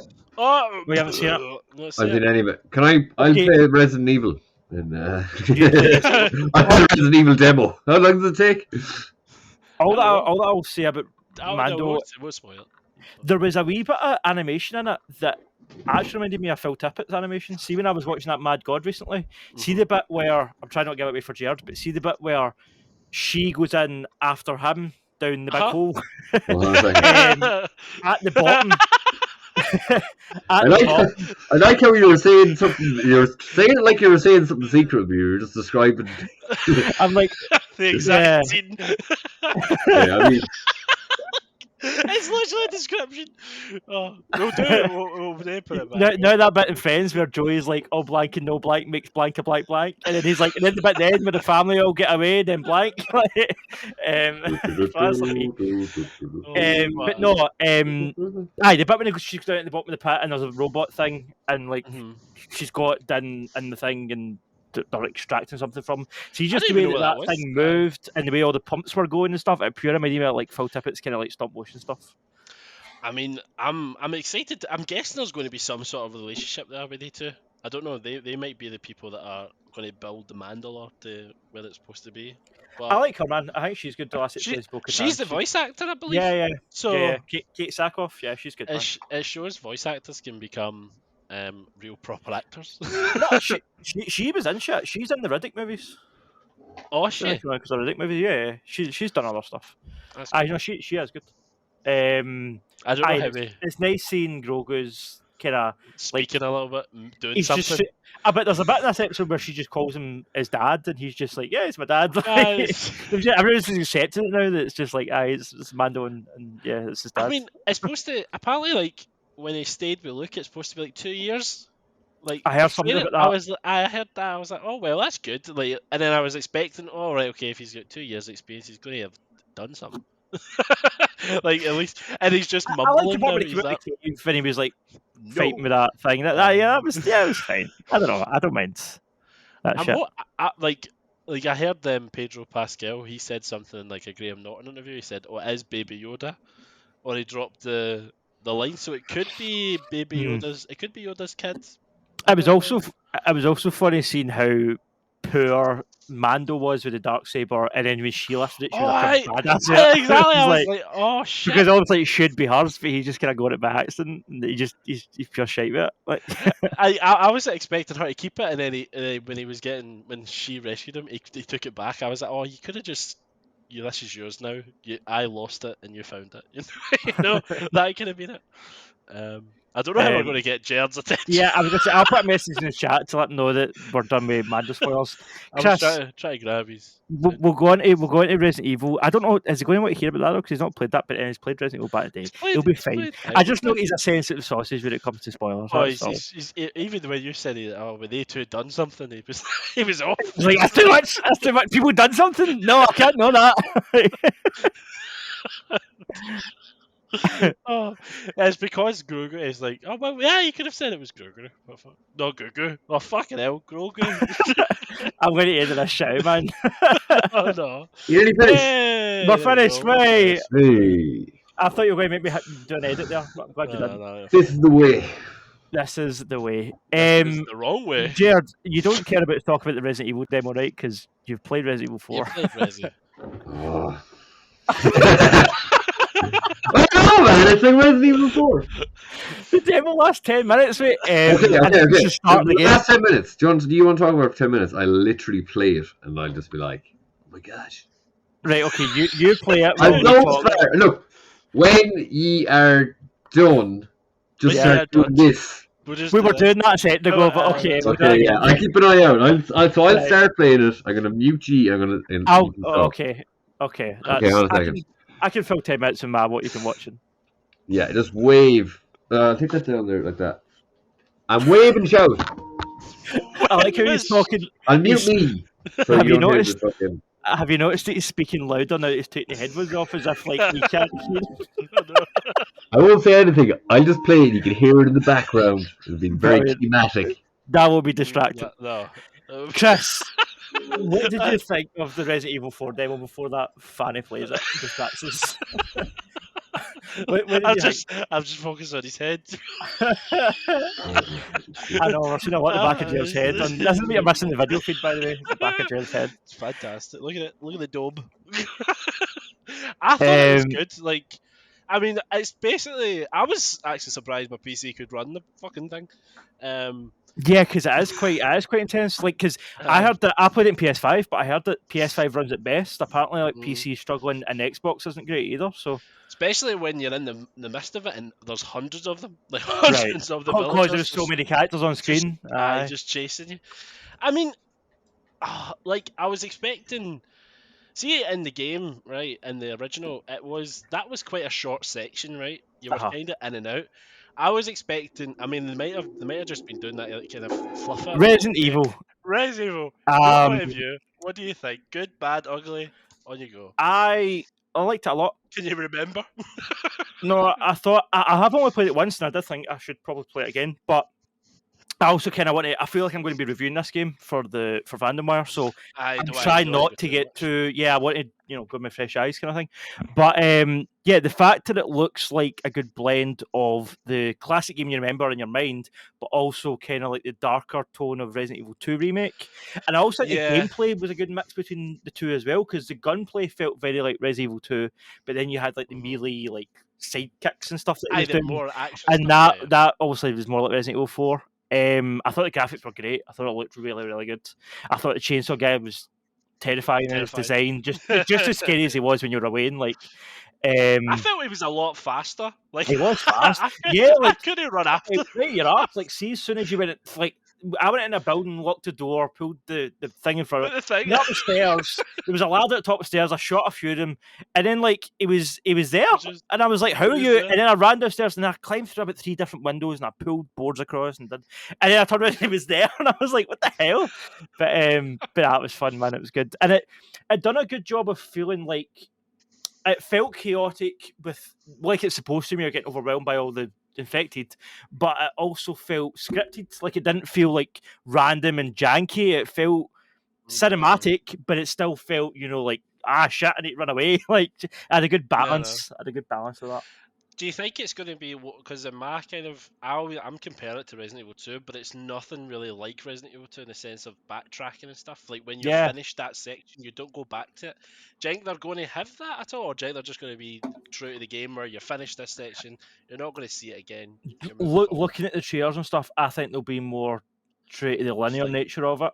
But I do also wonder, though, what a good point is, though, how are they going to do that with the trophies? Because in, like, Resident Evil 2, you had all the collectibles you had to get, but you could run around the whole map and get them. Whereas here, stuff will be really missable in this, which will be interesting, how they'll kind of get around that. But, nah, man, I'm excited to play the full game. I was more excited on this than when I played the demo for the Resident Evil 8, when they gave you the werewolf demo. I was like, oh, fuck. I don't know if it's because of nostalgia when you saw him with his jacket on and you were like, oh, it's Leon.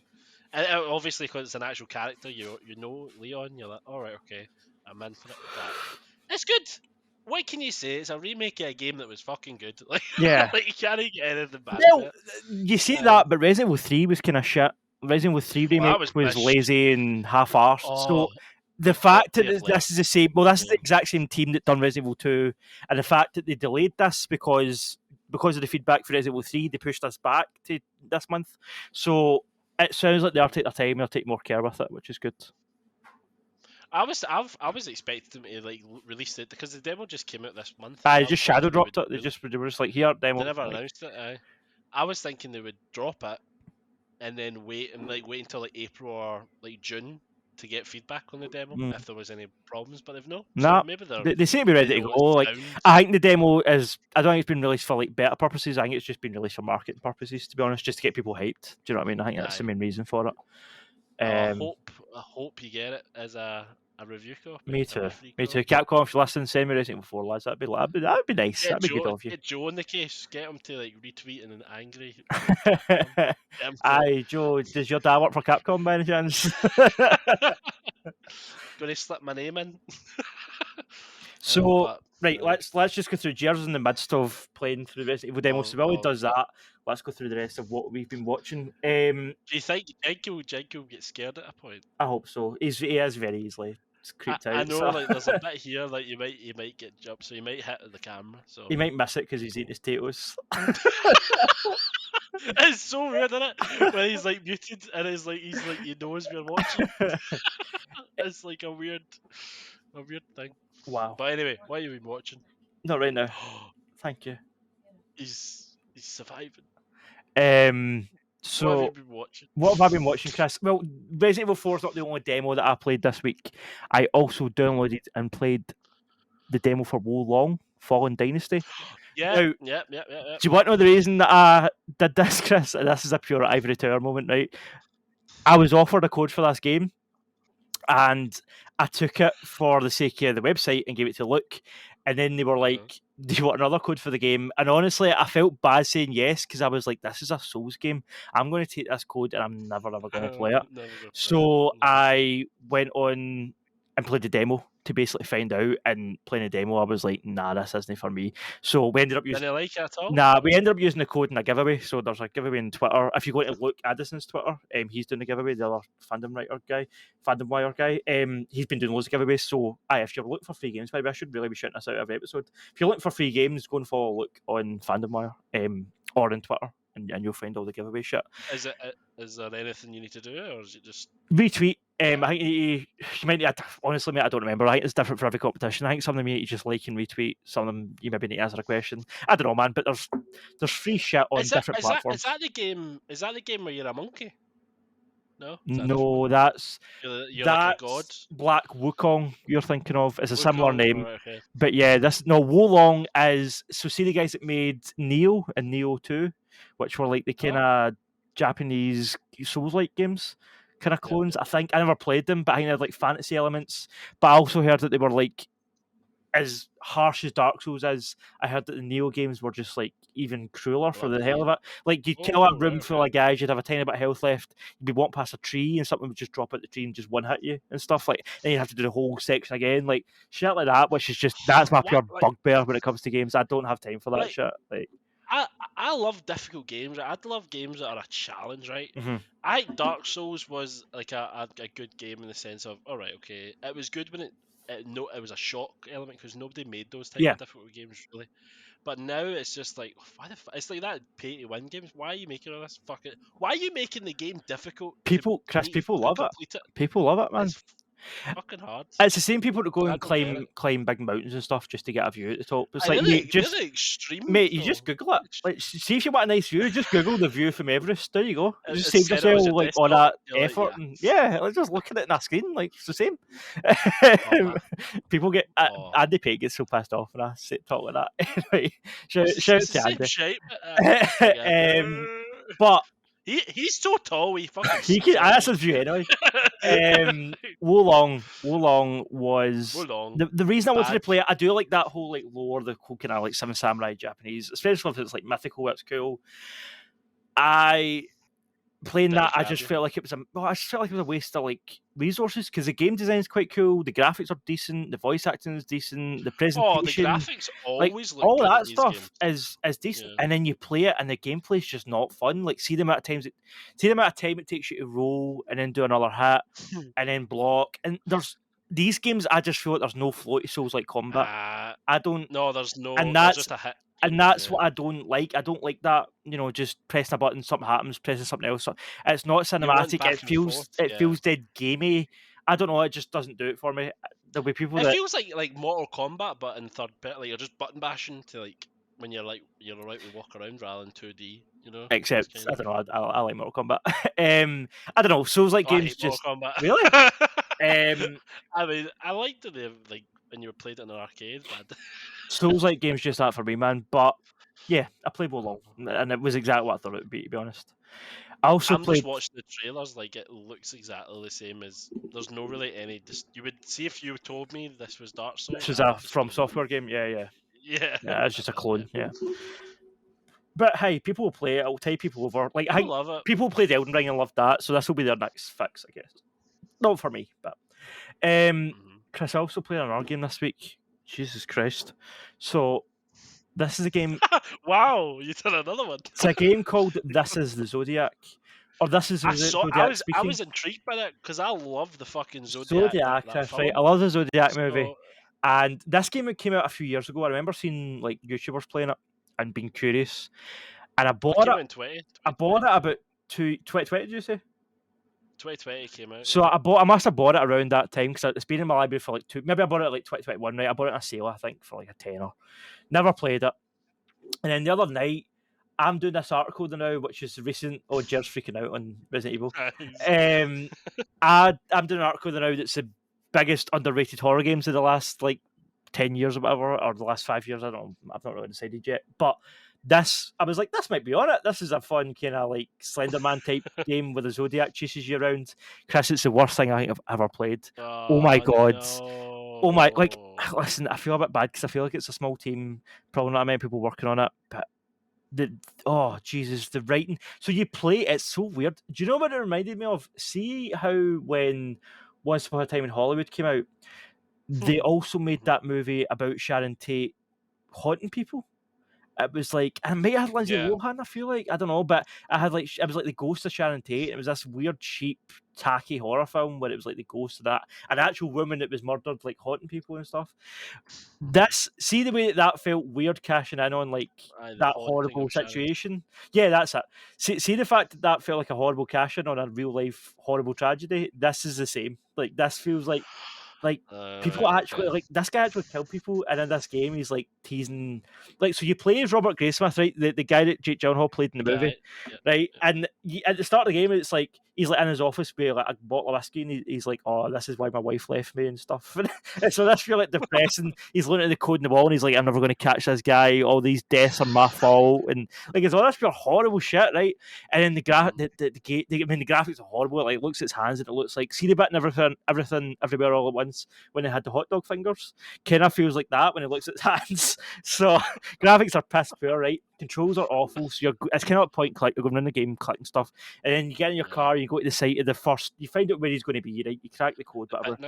You go to the first site, and then you have to sneak by him, and he's just walking about this field with a knife, and you just need to sneak by him hay wheels and stuff. And then you need to do things like turn on the power and turn on, I don't know, just different shit.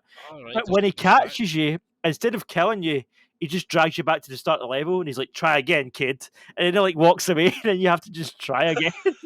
And what? Honestly, Chris, it's one of the worst. It's so badly programmed, right? There's this weird purple filter over everything that makes the graphics look even worse. But sometimes it's only over half the screen. It's just all over the place. Voice acting is awful. Sound design in general is all over the place. The gameplay's slow. You can't really run away from as soon as the CG catches you, and it's just like Slenderman, big face in the screen, and then he just drags you back to the start level, and then it's Chris. It's awful, right? It's garbage. Don't play it. Even if you're into the Zodiac, this will just. I'm actually quite. I thought when I read that, I thought it was going to be good. Yeah, Chris. I saw Scream 6. Any good? Do you know what? It was amazingly. It was great, Chris. How are these movies still good? This is the 6th one, and it still feels fresh. It still feels like this. Is it because it was Jenna Ortega?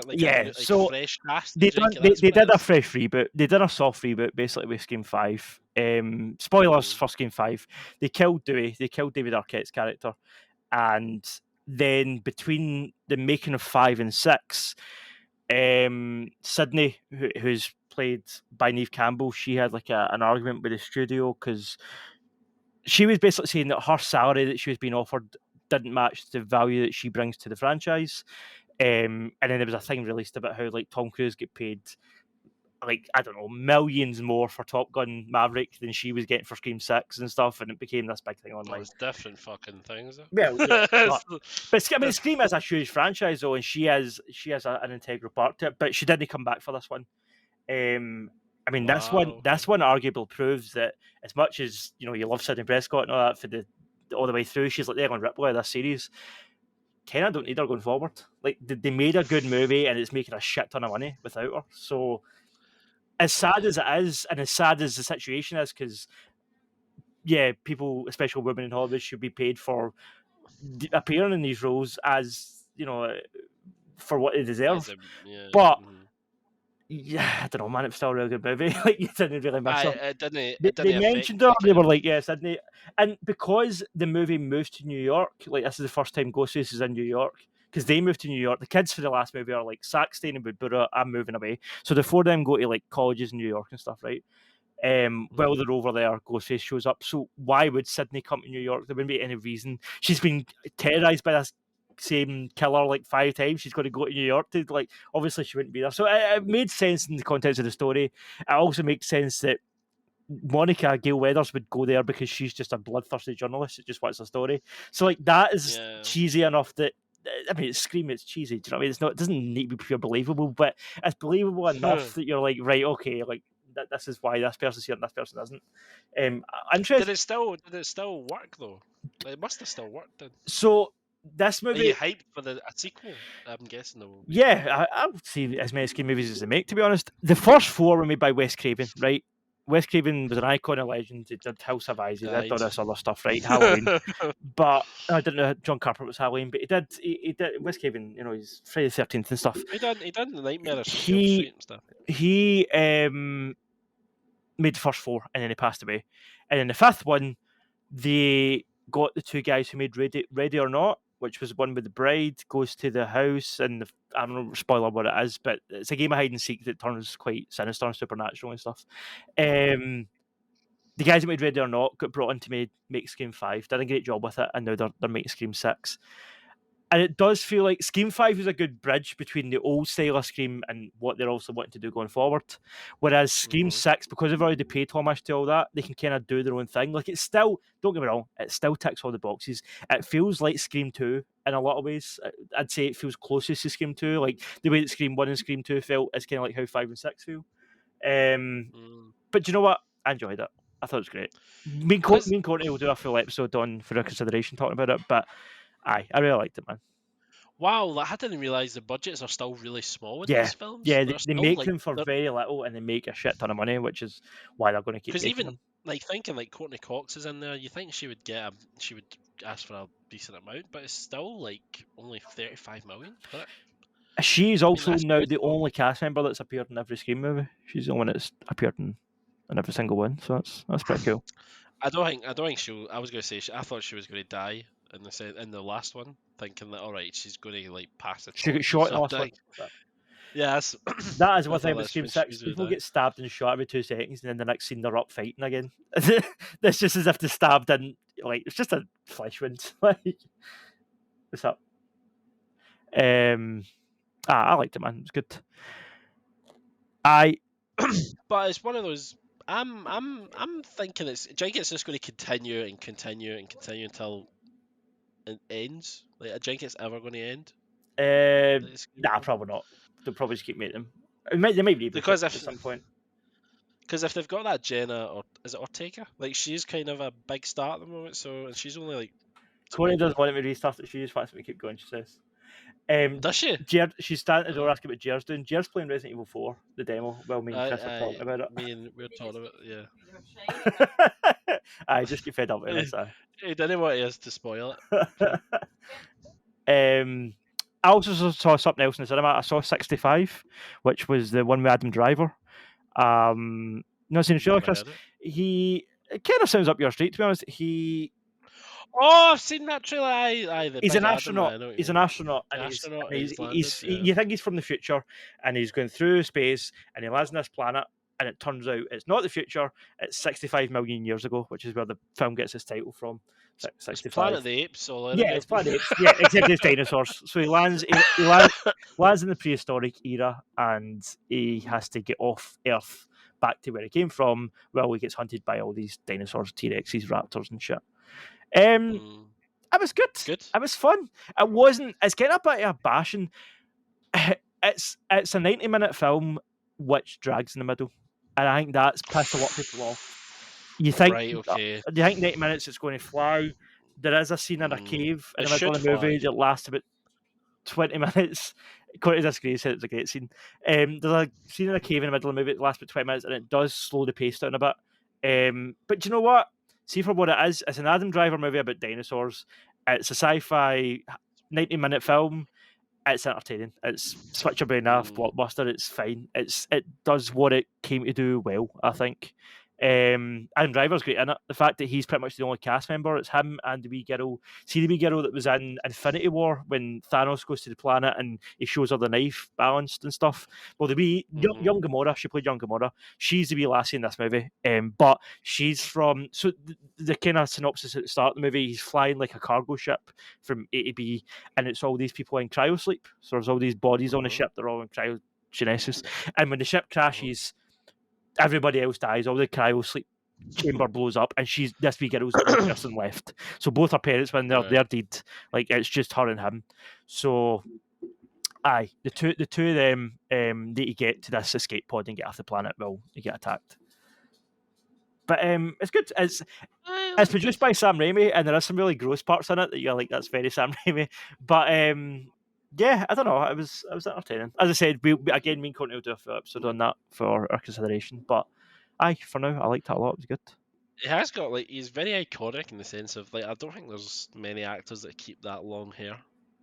I don't. Is there people that have long hair? Nah, most people change it. I guess Brad Pitt comes and goes for long hair. Tom Cruise sometimes has it. But do you think? I was going to say this might sound stupid, but do you think he's taking any movie he can to distance himself from the Star Wars franchise, or do you think he's just? No, I don't think so. I don't think he has to. I don't think Adam Driver. I think Adam Driver's kind of established enough at this point. He's worked with Marriage Story. I'm pretty sure he was Oscar nominated and stuff. He's busy enough. I reckon. But I do think he's trying to do different things. I think he's trying to show his range. I think he's trying to do comedy, drama, action. I think he's trying to sort of spread his wings that way and go through the genres. But I enjoy him, man. Long may continue. I like him. Yeah. Is he's not been in the MCU, has he? Oh, don't fucking know. That's like a cancer. Don't. They should. MCU. He would be a good Doctor Doom. If they're going to do Fantastic Four, he'd be a good Doom. If he's not already, is it because he appears so confident? He's sinister. He can do the sinister thing. Like Kylo Ren was sinister, wasn't he? But yeah, I guess his smile. He's got a kind of smirk. But he's the kind of guy. I feel it's one of the actors you look at me, you're like, is he handsome? Is he ugly or good looking? I can't tell. I think he's handsome, but I'm not sure. Oh yeah, it's one of them. You're like, definitely. If it makes you question. But have you seen? There's a photo of his military days where he looks totally different, man. Because he was in the army, he was a Marine. Yeah. He's not getting long hair. That's He suits the hair. That's what it is. Keep the hair. He suits the hair. Compare that to that. Those ears. Hide those ears. Jerd, you've been away for a while, and I feel like you've seen stuff and played stuff. What have you been? I've seen so many. You've seen some sites. What's been on your list? Indeed in the background. Yeah, because I was saying before we started recording, First of all, you should probably start off with Resident Evil. First of all, since you just played it. I literally just got killed. Give us your first, you think? Yeah, so I guess it's just the opening. I think I might have heard that indirectly. It's just the opening kind of thing. I guess I said to Chris, don't tell me if you can do it, but I'm going to have fun trying to do it. I just don't know. I guess if I get around and get enough ammo, I might be able to clear it. But that's what I was trying to do. I was trying to just go in because there's now the stealth mechanics, which I don't think you had before, or did you? Did that in the original game? Did you do stealth kill? Yeah. No, I can't remember. Yeah, the action.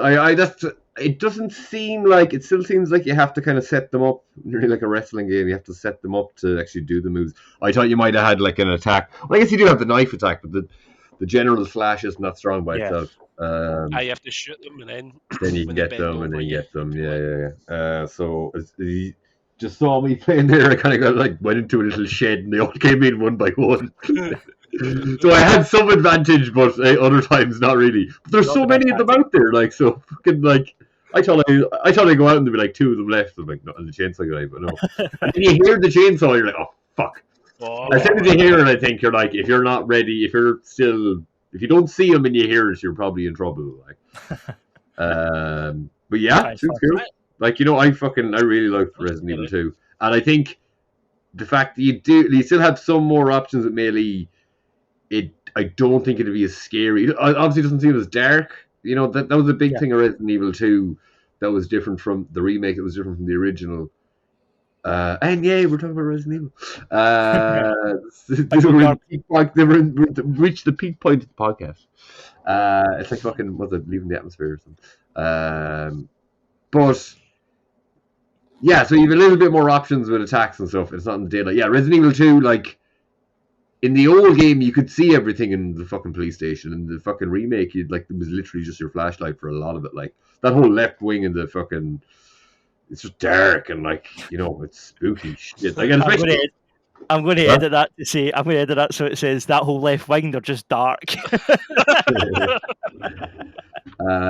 Oh yeah, I do have some kind of like American politics stuff that I want to talk about at some point, but it's not really pop culture. But I just like it's the absence of it that I just feel like I need to talk about it because a load of pages that I thought or YouTube channels that I thought would be talking about it more just don't seem to have completely nearly glossed over it. But yeah, so you're going to have more data. It's still going to be a little bit actiony. The trailer that I saw kind of surprised me. I thought they'd kind of do away with the cheesy stuff, but then you have that big jump with the fucking car. Yeah. Yeah, I was just like, okay, so that's still there. So I guess you're still doing it, but like that just seems a million miles away from 2 and 3, and then not that. I just kind of thought I was like, you don't need to do the campy stuff. Like, this is your chance to just fucking. But I also think there would be people. I wouldn't have minded either way, but there'd be people probably that missed expecting a bit of it. Yeah, it's like it's still a part of that game. Like, I guess you can do it in a certain way. I think like Resident Evil 4 is one of those games it's extremely popular. Even though 2 was really popular, it's like everybody played 4. They don't do anything that people will just pick up on and go, why have you changed this? Yeah, and I think, as people were saying, for 3, they were omitting stuff. Yeah. So what did you think of it? I loved it.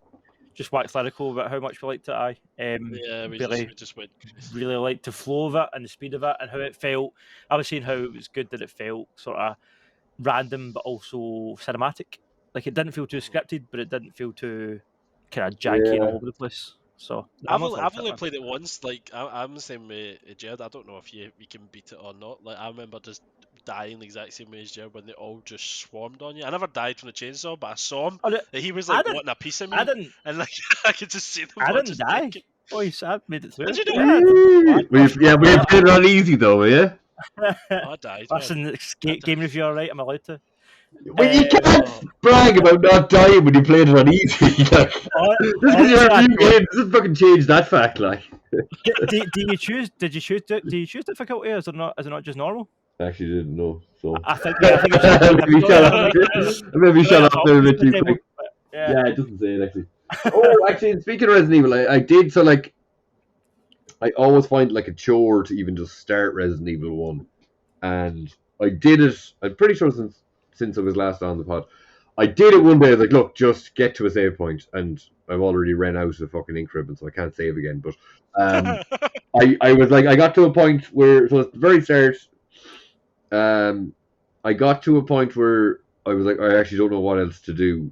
I collected a couple of things. There's that place where you go in and pick up the key, and I was like, okay, I feel like I don't have what I need to do that now, but I literally don't know what else to do. So I started watching like a walkthrough video, and I try not to, like, I feel really bad about doing that, so I might just see something, and if they, like, the first thing I saw was a place where he picked up ammo, so I was like, right, I'll just go there first, and then through that then I ended up finding more ammo, and then I also saw while he was playing, because I forgot about it, you can combine, I just didn't think it was in one, you can combine herbs. So I was like, right, I got combined herbs, got more ammo, I've killed all the zombies around the place now, but I still don't know where to go apart from that trap, so I will have to go back in again and use the fucking walkthrough. Are you playing as Jill or Jill? Yeah. Chris? Don't say it. No, I was just going to say, I don't know if one of them have more ink ribbons than others. It might be Chris. Oh yeah, I think I just got 2, and that's all I can find. I have to get into some other place now because every door is asking me for keys, and then there's that key in the place, but I don't see any way to get around that just yet. It still feels like I don't have what I need, and then I have like. I got an arrow out of somewhere, an ornamental arrow, so the arrowhead, and then I have a crystal. Cupid. Cupid, is it on a patent? Something like that. I just got an arrow, and then for whatever reason, you examine it and you take the head off it, but I don't know what to do with it either. Yeah, it's a triangle. Do you think that the next thing on the way might be a full? Do you think the next thing will be a Resident Evil 5 remake, or do you think they'll do Resident Evil 1 again as an over the shoulder level? It's weird because like. What have we really got then? It's just 5 and 6 before we're in the new era, so... Yeah. I don't think they'll touch... Do you think they would... Because they would need to do some crazy... They would need they would need to change some of 5 and almost totally redo 6. Like, just change the whole thing. Yeah, I guess I don't know. Because they've not got any. They've not got like the Resident Evil 6 was the kind of end of Leon and Chris's story. That there wasn't any continuation after that. No, I mean it's not the end, but like there wasn't. They've not carried on with Leon's character with. No, you've not seen Leon since. No. Since so, or Chris. Leon's what? Leon must be in his 50s now. If they're keeping that timeline. Well, he still looks 20, man. Chris is in Biohazard and he's in Village. He's in Village. Oh, Chris. Yes, in Village. Yeah. So we know where Chris is, but we don't know where. I mean, we don't know where Jill is or Claire either, right? Are they just around? Redfield, no. What was the one? Was it Renovations? There's one where you kind of like you're Jill, but you're in like a jumpsuit or something. It was like an over. I played it briefly years ago. That was a side of 5, so that was like I think it was Oh, no, it wasn't. It was the same. It was the same kind of structure as 5. Shoulder to shoulder kind of thing. I thought that was in PS2. I don't remember. I think it could have been, or it was hardly like a Dreamcast or a fucking GameCube release at first or something. Or no, I just think it's just called Veronica. But I don't know what would be next. You're probably right, Dana, but they might just unless they start doing like Outbreak, Code Veronica, like all the smaller ones, and the kind of side. They might combine them though. They might say like we've got a new game. Yeah, that'd be cool.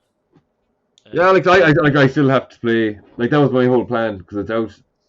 4 is officially out the day of my birthday, so I'm like, all right, I'll clock all of them before then. And I'm like, have you not played one? At all? My brother used to play one when I was young. Yeah, like that's the thing. I've no idea where to go. Like, not at all. Like, I love those games though. Like they don't tell you what the fuck to do, and you just have to figure it out. Yeah. So, but I'm gonna have to look up a fucking guide for this now. It's rare, and even God of War because I picked up God of War one evening too, and I did a little bit, and it was just like I picked it up, and I was just carrying this crystal with the save loaded, and there's fucking places to put it, and then I was like, what the fuck? I had no memory of where I was, like what I was. I can kind of remember getting to the place I was, but I was like, what's this crystal do? And I had to look up the fucking thing for that too, just to get a little bit further at it. And didn't play much more. It's like I'm always mindful of what you say, Chris, and I've heard other people say the to get to that like 3-hour mark where you finally kind of get into it, you get properly hooked. I haven't got there, and so yeah, I haven't played an awful lot of stuff really. I think maybe in the last couple of weeks. I'll give you a hint. See, with Jill, I think she's got lockpick. She's got lockpick, and you need to find a lighter somewhere. I won't tell you how to find it or where to find it. Yeah, I don't think, unless I'm not missing or I'm expecting the prompts to be a little bit more straightforward. I don't think there's any place because I'm aware that I have a lockpick, but nothing kind of gave me any indication that, normally if you have the thing on you, it'll give you some indication that you can do it. Oh, they won't. You just need to click on every door. Hope for the best. Maybe that's it. I prefer that just having little notes. I might have a fucking technician from the internet over, so I'm just going hiding all my Avengers. My Marvel figures. My room's a fucking mess. Yeah, I'll keep at it eventually. Like I can hold off on playing 4 because I think I know one of my mates say, "Oh, don't play it before you play a remake." But I just know I'd enjoy it more. I have more appreciation of it, and I'd have more appreciation than just like skipping to playing 4 now. I guess I arguably could do that, but I'm just with fucking weddings and stags over the next couple of months. I'm broke, so I'm broke to start to every month. So I'm like, I don't need to pay 70 or 80 euro for a game day one. I can wait till it goes down in the price of it. Yeah, I mean, I think see if you bought it, I'm guessing it would be relatively the same. Resident Evil 4, like you could get that on like relatively cheap, like not the remake of it. Oh yeah, I have like the PS3 remaster on my PS5. Oh, if you've got that, then you don't need. Like it's the same with Dan was saying. I don't know if they'll do what Dead Space did. Mm-hmm. I don't know if they'll just be really true to it and add little bits to it. Yeah. So you might not need to play it. But it's interesting because like the remake of 2 was so well received, but they did kind of streamline some, like in the original 2, the story is different. Even if who you picked to play the first round makes the other person's story different. But in 2, there's just the first story and the second story. So, and then 3, they got a lot of criticism for 3 just removing elements and stuff. And Yeah, 3 was a bit weird. It just seemed rushed. So hopefully with this, they're taking it just that right. Okay, we know what we did right with 2. Let's follow that up and progress on that, and just make sure we don't do a repeat of 3 because you don't want to fucking. Even if 3 probably sold all right or whatever. Like I enjoyed 3, but it would have been cooler if it was longer and you had more stuff to do. And like the same thing of like how they nearly reversed Mr. X and Nemesis, how they behave the opposite ways, and it's just like, okay. Jerd, what else other than Resident Evil have you been? What else? Other than Resident Evil, so I'm gonna jump around a bit. Last night. Oh no, we'll go back 2 weeks. It was 2 weeks ago. It was a week ago maybe. I watched. Oh, I don't know if I said this since I was on The Raid. Sure. I'd never saw it before. So. Oh really? Oh wow.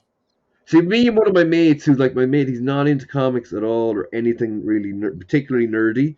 But for whatever reason, when Jerd, like he lived in Dublin at the time, and Jerd had came out, the remake, the fucking Carol Urban one, and he just really wanted to watch it. He's like, oh, I think he said he liked the original one or something, and called over, we watched it, and then, or called over to my house, we watched it, and the next week we're like, The Raid was out around the same time, so I was like, I think this will be kind of similar.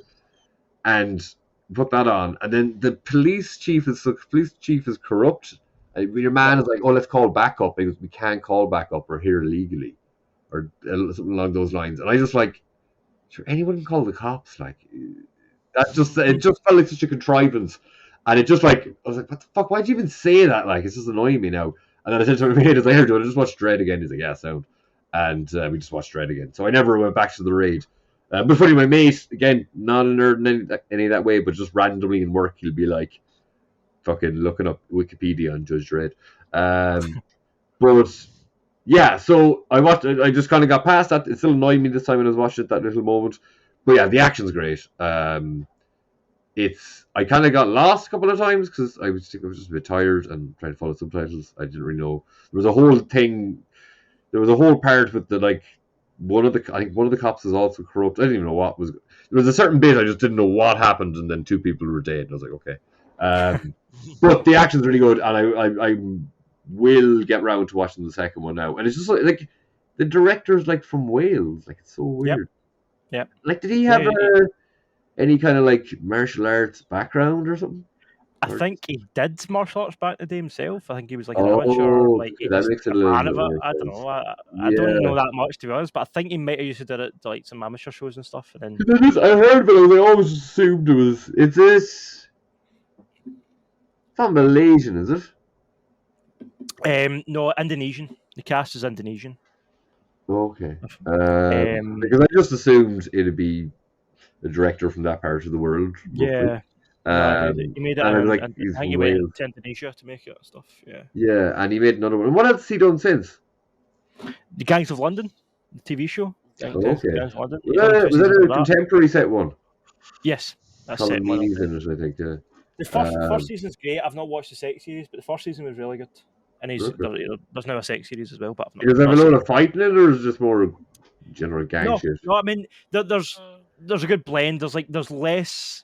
There's probably about as much fighting in the whole season of Gangs of London as there is in The Raid. Yeah, but it's gangsters, so you're expected more to be using guns. But there is some combat scenes though, and there's some really impressive kind of set pieces when it comes to like combat and stuff. Yeah, it's great. And is Irish gang? Is Colomini heading an Irish gang in it or something? No. The gang of London, the main kind of gang that rules the city, he's the head of it. And then he gets shot, his son has to take over, and his son is played by. He's Irish in it, yeah. I think he's just meant to be. So like born in England. I think he's just came across and kind of started a gang. And I can't remember. They probably established his backstory. It's been a few years since I watched it at the time when it was out. But the son's played by Joe Cole from Peaky Blinders, the middle brother, John. He's really good. He plays Colomini's son, and he kind of has to step up and take over the family. And there's all sorts of politics and stuff going on, and yeah, it's really good. But to me, the best thing that is it Gareth Evans? I always get them mixed up because Gareth Edwards made Rogue One and Gareth Evans made The Raid, I think.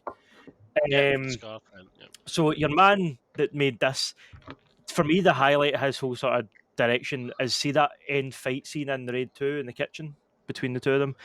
That scene at the end of the Raid 2 is probably the best fight choreography I've ever seen in my life. Like that fight, the way it Raid flows. 2. Yeah, the way that fight flows through room across that kitchen, the amount of brutality it's at, the amount of athleticism that's in the two actors, like it's just so well directed. It's a solid scene. Yeah. Maybe my favourite fight scene in anything ever. Like that's great. Was the last fight scene of the first? I don't know how much attention I was paying to it, but the last fight scene was that the two of them fighting the one guy in the first raid. Yes. Yeah, it was kind of an unusual one because, like, I guess because obviously they're using a martial art, so like they don't have to be these big giant guys or anything, but they're all fairly small. Like it's just interesting to see. Well, I guess because they'd fuck you up too. Like, but they're your average like 6 whatever action star. They all seem quite small, and I don't know. Well, see your man that they fight in that scene, the guy that gets the fluorescent tube stuck in his neck eventually. He's the choreographer. He did the choreography for both movies for all the fights. He's like the head designer. So, and he doesn't like you would walk past that guy in the street, think that he's a wee like they all just like they just seem like people you could see in the street. Like he could handle himself like in a lot of situations, and he just doesn't kill a lot of people. Yeah. Oh yeah, that's just I guess the interesting thing. So like. I don't know that I say it in the chat, but what was that film? Michelle Yeoh was in it. It was this particular martial art that an expert, those expert watches and rates films, and whatever the martial art is called, it's named after the woman who invented it, and Michelle Yeoh plays her in a film, and the film is of the same name. Cool. And your man rated it like 8 out of 10 as far as like accuracy to the art form. Or the martial art. If I can, second time I've been to Google something, I'll definitely do it now this time. But yeah, I've been interested because and you've mentioned a couple of times you watch like kung fu films. I just don't think I ever have really like properly seen any good ones. Like really, kung fu movies. You never grew up like watching Enter the Dragon or no, never came to me. Like no, it didn't. Bruce Lee was a huge part of my childhood, and Jackie Chan. Jackie Chan. Now I remember we watched more of his stuff. I liked his and you see the cool fucking behind the scenes goofs when he like fucked up the things and bust himself up. Yeah. And what was that one in America? Was he dubbed in one of them? Like Rumble in the Bronx or something. Right, probably. And he's like one of the films he does in America. It's not his voice. It's like dubbed over. It's not him. But there's one where he's like on the top of a hovercraft, and he like busts his leg at a certain point, and then he has to like wear a cast on his foot and with like basically a sock that made to look like a fucking runner to cover it up like. One Jackie Chan movie is Police Story. Police Story is great. That is one of the when he's just hanging on the end of a bus. Yeah, it's insane. It's insane.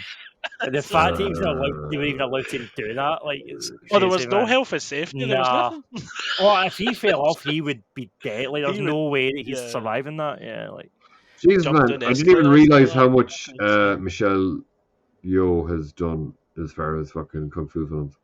Crouching Tiger, Hidden Dragon is one of the best ever, I think. Don't think I liked about. Oh, it's released on my birthday. I think it's Wing Chun. Right, just double check. When Whip Yin Chun teams up with a smart-tongued businesswoman to run a successful tofu business, when badnets kidnap their friend, Wing Chun goes on a warpath. And I think it's supposed to be. Is it based on true story? Which sounds daft, but I think it is. I don't know. I know it's sometimes stranger than fiction, I guess, but yeah. Maybe not. I don't know. But yeah, Wing Chun is the name of the film. Yeah, from 1994. So yeah, like just she's been like I guess because maybe other people who watch more foreign films do know but she's been she's a veteran and like she's the shit like and it's awful funny to see Jamie Lee Curtis and the two of them on like Instagram and stuff, and just Jamie Lee Curtis did some like award show thing where it was like the carpet. She was like, "Why can't we watch a music festival at 1:00 and I can be at home in bed at 9:00?"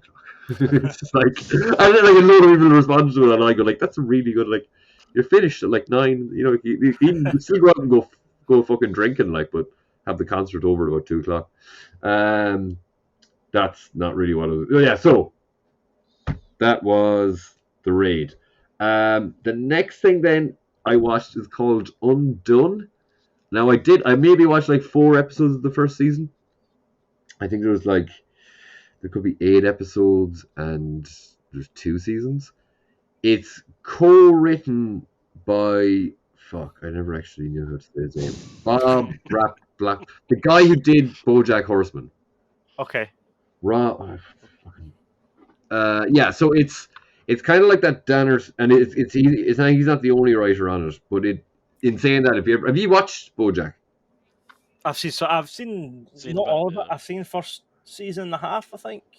Raphael Bob Waxberg is the guy's name, and interestingly, so he was the showrunner on BoJack, but there's another girl, woman, I can't remember her fucking name now, Hannah something, but she's the one who kind of did the designs. So like when they were pitching BoJack, it was all the art style is based on her thing, and she just like there's something, she had a tweet somewhere or said something in an interview somewhere where it was like, I used to get bullied in school for drawing pictures of horses, and like she wrote some letter somewhere where it was like, when she was a kid, she's like, I just want to be old and rich, and when I'm grown up, I want to be paid for drawing pictures of horses. And then she was.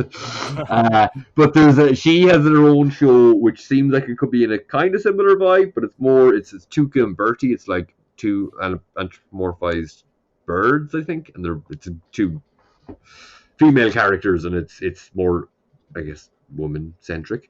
But Undone is Scanner Darkly style. And it's got that kind of bit like, oh, this is fucking a bit distressing to watch, that BoJack has, but doesn't have as much of the humor. It is funny in places, but like just about not even. It just there's a hint of it, I guess, in the hint of it in the very first end of the very first episode. But by the second episode, a sci-fi element comes in, and it comes in hand with, I can't remember any fucking names. Bob Odenkirk. Yeah, what's with all the Bobs? I can't remember. Bob Odenkirk, and it's not as like trippy as Scatter Darkly, but it gets there when the sci-fi element comes in. So normally it's kind of portrayed normally enough, but then it's just interesting how they fuck around with it. And I haven't got back to it now. I might try and watch an episode tonight, but I have to do stuff. But very interesting. If you like BoJack, BoJack's one of my top 5 by easy. Like, I think it's great. I think as it was the last like 2 or 3 seasons as it was coming out, I'd rewatch it every time a new season was coming out. So like I haven't done that in ages, but I really want to get back to it. It's just there it is. Yeah, I think it's really good. What else? Gimme. Wow. Okay, I'm not going to forget something, but last night I watched Brad Astra. Bad Astra. Sad Astra. Next week you're back in an episode and they're all like, Sad Astra? Rad Astra. What does the name even fucking mean? I just have to Google that now. I meant to do it last night. I was like, what's that even? I was kind of like, I guess by the end I was like, what? And that fucking thing where he goes through the asteroid, not the asteroid belt, the ring of Neptune. Yeah. Is Neptune in our solar system? I don't even fucking know. I don't think it is it? Yeah. Sure. We don't know any other planets, do we? Where are we at that now? We don't know any planets outside of our solar system. Well, we must, we do. Yeah, we do. Of course we do, yeah. Mars. Hell, the moon. Galaxy. Space, that stuff up there. Sometimes when I was younger, I used to. There's a place in Galway where it's down by like the canals are coming out to the sea. It's really nice. It's called Spanish Arch. I don't know. Spanish Castle was there. I don't even know why the fuck it's called that, but it's a nice area. And like we used to, like, it was really. It used to be a great place to go drinking in Galway. Like it was right just down the bottom of the town, city, but it's a small town. Anyway, I used to do a thing where I used to just lie on my back, look directly up, and like just try and visualize the fact that I was on the side of a planet and I was looking into space. And he's freaked me out. I'd be like, shit, am I going to fall off? But I just trying to get that concept in your head. So with this, like, it's funny because I've heard other people talking about it since I watched it. There's certain elements where I didn't think it was actually the cinematography was really good, but I don't think they were going out of their way to like try and give a Flash that was maybe superficial. Like the way it looked, it seemed to be, because it's, I don't know what it's set 20 years in the future, but a lot of the stuff, like what was it? The Doom buggy chase thing? Yeah, I liked that scene. That was probably my favorite when scene. they floated off and landed on the ground, I gasped. I was like, that is fucking fantastic. Because it's like, of course, you're on the moon, the gravity's lighter. You could do that, could have. And then the other guys can't go down there because they can't be guaranteed they're going to be as lucky to land that exact way. So, whatever. And like, yeah, the things that they had, none of it looked too crazy, like. Apart from then, I guess when he gets to the end and it's a bit like, I wasn't even following the story for certain sections, but the bit at the end where he uses the spinning thing to go up, the momentum of that, I don't know if he has any gas thing in his pack, but then he goes through the asteroid belt or the ring of Neptune to get back to the ship. But my only understanding of that when I was in school, it was when we were in science, like if there was no friction, I think it was they were saying, but I think anti-gravity would work the same. Yeah, if you spat, you would go back and your spit would go out. Right. You know what I mean? Like that's the kind of way it would work. I think the way my science teacher was trying to explain it was, I don't know if it's the exact same in zero gravity, but if you were on it, if you were standing on a table and there was no friction on the table, how would you get off it, kind of thing? So he was like, if you took off your shoe and threw it, by you throwing it, because there's no friction. I don't know. I guess with the momentum with that lesson, but you'd go out the same. I don't know. I don't even know if that's real science. But another thing, because on the Weekly Planet they were saying, like, apparently on Saturn at least, if you were in the ring of Saturn, you wouldn't see anything else. You wouldn't see any other debris. It's that big because like you see it from dense. See it from such a distance, and then. Like, if he's using the propeller of that fan thing to project him through there, as soon as he hits the first rock, he should stop. Yeah. Because unless he's using some form of gas. And and then also they make it seem like it's like 20 feet when it's that would be like 500,000 miles or something, like kind of thing. Or I think they were talking about, Weekly Planet guys were talking about that. So some of it just kind of fell apart, but I really appreciated the visuals. There's a lot of points where I was like, that is fucking really well done. It is, but it's also just Kubrick. Like, it's just 2001. It's so heavily influenced that it's kind of. I feel like the movie. I feel like the movie kind of didn't have much of personality. Like, it was trying to be a Kubrick movie. It was trying to be this movie about your dad and stuff, and then dad didn't even come back with him. Like, his dad was just like, whatever. And then the Space Monkeys. I don't know. It was fine. Yeah, Space Monkeys, and then the tours went by, and I was like, I'm never going to watch that again. The Space Buggy scene was cool, but other than that, and then it was like it says. Someone was saying it's like there is good action in it, but it's like it's not really an action film. It's more of it's a Kubrick film that wants to just include action. Yeah, but the action kind of makes sense. Like there's certain ways things are implemented that are quite well done, but maybe just because just like, and then it's so funny because I would say like people are like, oh, like criticisms here, like Brad Pitt is so emotionless in it, but then he has the thing where he's to kind of give his impression of his mental health for his psych evaluation. That's right, yeah. And I think the Weekly Planet actually had guests on when they were talking about it. The other people were kind of saying, well, you already have that to show his internal state, and then you on top of that give him a voiceover. Yeah. And then it's like, because there was the thing with Blade Runner originally. Blade Runner had the voiceover. I don't know if it was supposed to. It was theatrically released with the voiceover, but I think they were asked to put it in. It wasn't originally on the film. I think that was the case with this. I think this was like it. Originally had a voiceover, and I think it was added later, if I remember right. I think I remember reading that in the trivia. Yeah, and then like really good actors show up for like 5 seconds at a time, or even Donald Sutherland, Sutherland, the girl from Russian Doll. Root Nega, I guess, has more scenes, but the girl from Russian Doll literally has nothing. Like, she just is there. Liv Tyler, even though you see her a lot in the film, has like 2 lines. It's so strange. Yeah. Other than that, then, plane. What have we been watching? Well, I guess we might need The Last of Us till the last thing we talk about. Teenage Mutant Ninja Turtles, the comic, which I never read, and like I was obsessed with the cartoon when I was a kid. I think it's probably what started my love for New York, but I never looked into any of it. So I might have watched the odd thing. I obviously seen the films because they were out at the same time as the comic or cartoons. Films were iconic. The live action. Well, like a lot of like Weekly Planet, like a lot of the nerdy pages I followed say like the first one's still supposed to hold up quite well. Like, a little bit dated, but it's supposed to be quite enjoyable to watch. So I think I'll read a couple of volumes of that. I'd say. I don't know. Like I don't know how long exactly Eastman and Laird write it together for. So I'll go with it as long as it's there to be read. Or until I might have to look into it a bit because I know there's going to be like. Look, it's going since the early 80s, so we don't have to read all of it, but I can't imagine it's going to be as complex and fucking as much to read as if you're going to go, okay, I'm going to try and read Marvel from whatever. I know there's going to be some solo stories and stuff, and I probably won't read it, like, I don't know. So yeah, I mentioned before, I was saying when we weren't recording, Cartoonist Kayfabe, by Ed Piskor and Jim Rugg, they're two comic book artists.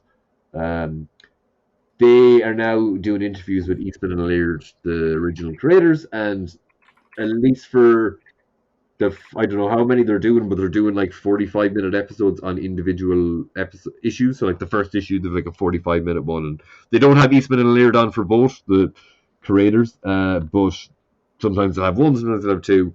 So yeah, there's a lot. It's just interesting to go back and. I guess I know the cartoon was obviously. I'd heard the cartoon had kiddied it up, but like it's mature enough. Like they're fucking cutting people with swords and stuff, and I guess killing people too. Like that's how they're showing it. And yeah, it's just interesting. Nice art style. Did you ever read Cerberus, or did you ever hear Cerberus?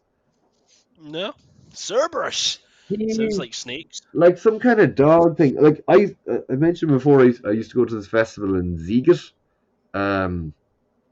Sorry, the festival is called Ziget. It's in Budapest. But I met a guy just like in the random drunk conversations we having with strangers over there, and he was telling me about Cerberus, and I'd never heard of it before. I think it could be like an aardvark, but it's like a really popular kind of indie comic, and he's drawn in a particular way. So I kind of think maybe like in Europe and in America, there may be a little bit easier to read something that's kind of nearly has that kind of Mario vibe, like say fucking Archie comics. Asterix and things, store and Tintin, that kind of stuff. I think other countries, or I don't know, just in Ireland, I never really heard of people reading the Turtles comics, but from American podcasts and stuff, they're very well respected as comic books. Like, but there's a lot of stuff like that that's kind of, I guess, kind of more cartoonish, but not necessarily childish, if you know what I mean. They don't have to have serious themes, but seems to be a lot licensed, and it must be the other one like Toot. Or Bone, is it? Bone is another comic series. Bone? Yeah, it's like it looks kind of like a cartoon character, but it might be a little bit more mature. And Archie, I think, Archie, yeah, the big. I know Meso from the Weekly Planet loves it, but like, oh yeah, it's a bit strange to me. It's like it's teenage soap opera in a comic book format, and I don't know. It looks like the Dandy or something like, but it's like I wouldn't. But then it's like wearing a suit. This guy, he's like. Which one is this now? Bone. I think it's just he looks like a cartoon Bone. Yeah, it's just a cartoon Bone. It's just a. Oh, no. It just looks like a wee white thing in a tuxedo. Yeah, like one of those fucking milk teats. The sweet, the milk bottle. I just typed in Bone and I've got like a description of what a bone is. Yeah, I think there could be some kind of like Jerd, like there could be some kind of mature elements to Bone. Now that's one I've never read. And there was something else I wanted to pick up. I was trying to. I mean, so I don't know. Reading Spider-Man, they kind of revealed why. Oh Jesus! So when this run started, it was like 9 months later, and Peter had done something. And before this run started, Peter and Mary Jane were finally back together dating, and then something happened, and then Mary Jane just seemingly married and has 2 kids with some other guy. And I don't know, they revealed that they finally started to address it, and apparently it's got something to do with this guy who showed up for like 2 issues like 10 years ago. So I don't know. Still going with it. All right. Okay. Okay, let me see. What else was I was trying to pick up? I was jumping around a bit on my comics. I was reading. Was I talking about Murder World? It's like a comic book series. So it's Arcade from Marvel. He's the guy with like these kind of like murderous funhouse trap places. I think he's in the Ultimate Alliance game. Where like people that go there and then they have to fight robot versions of other characters from the Marvel universe.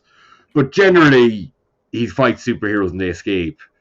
But this is, and they apparently have proof of it being pitched before Suicide Squad, or not Suicide Squad, Squid Game. This is Squid Game with him as the thing, and like I was reading, the first one is called like Avengers, Squid Game, Murder World. So I was like, all right, Avengers, and then it's like, no, the only reason, and then the next one is Spider-Man Murder World, then the next one is like Wolverine Murder World, then blah blah blah, because a couple more. But all that is a reference to which type of robots the people in the competition have to fight. So the Avengers one, they just have to fight the Avengers robots. For the Spider-Man one,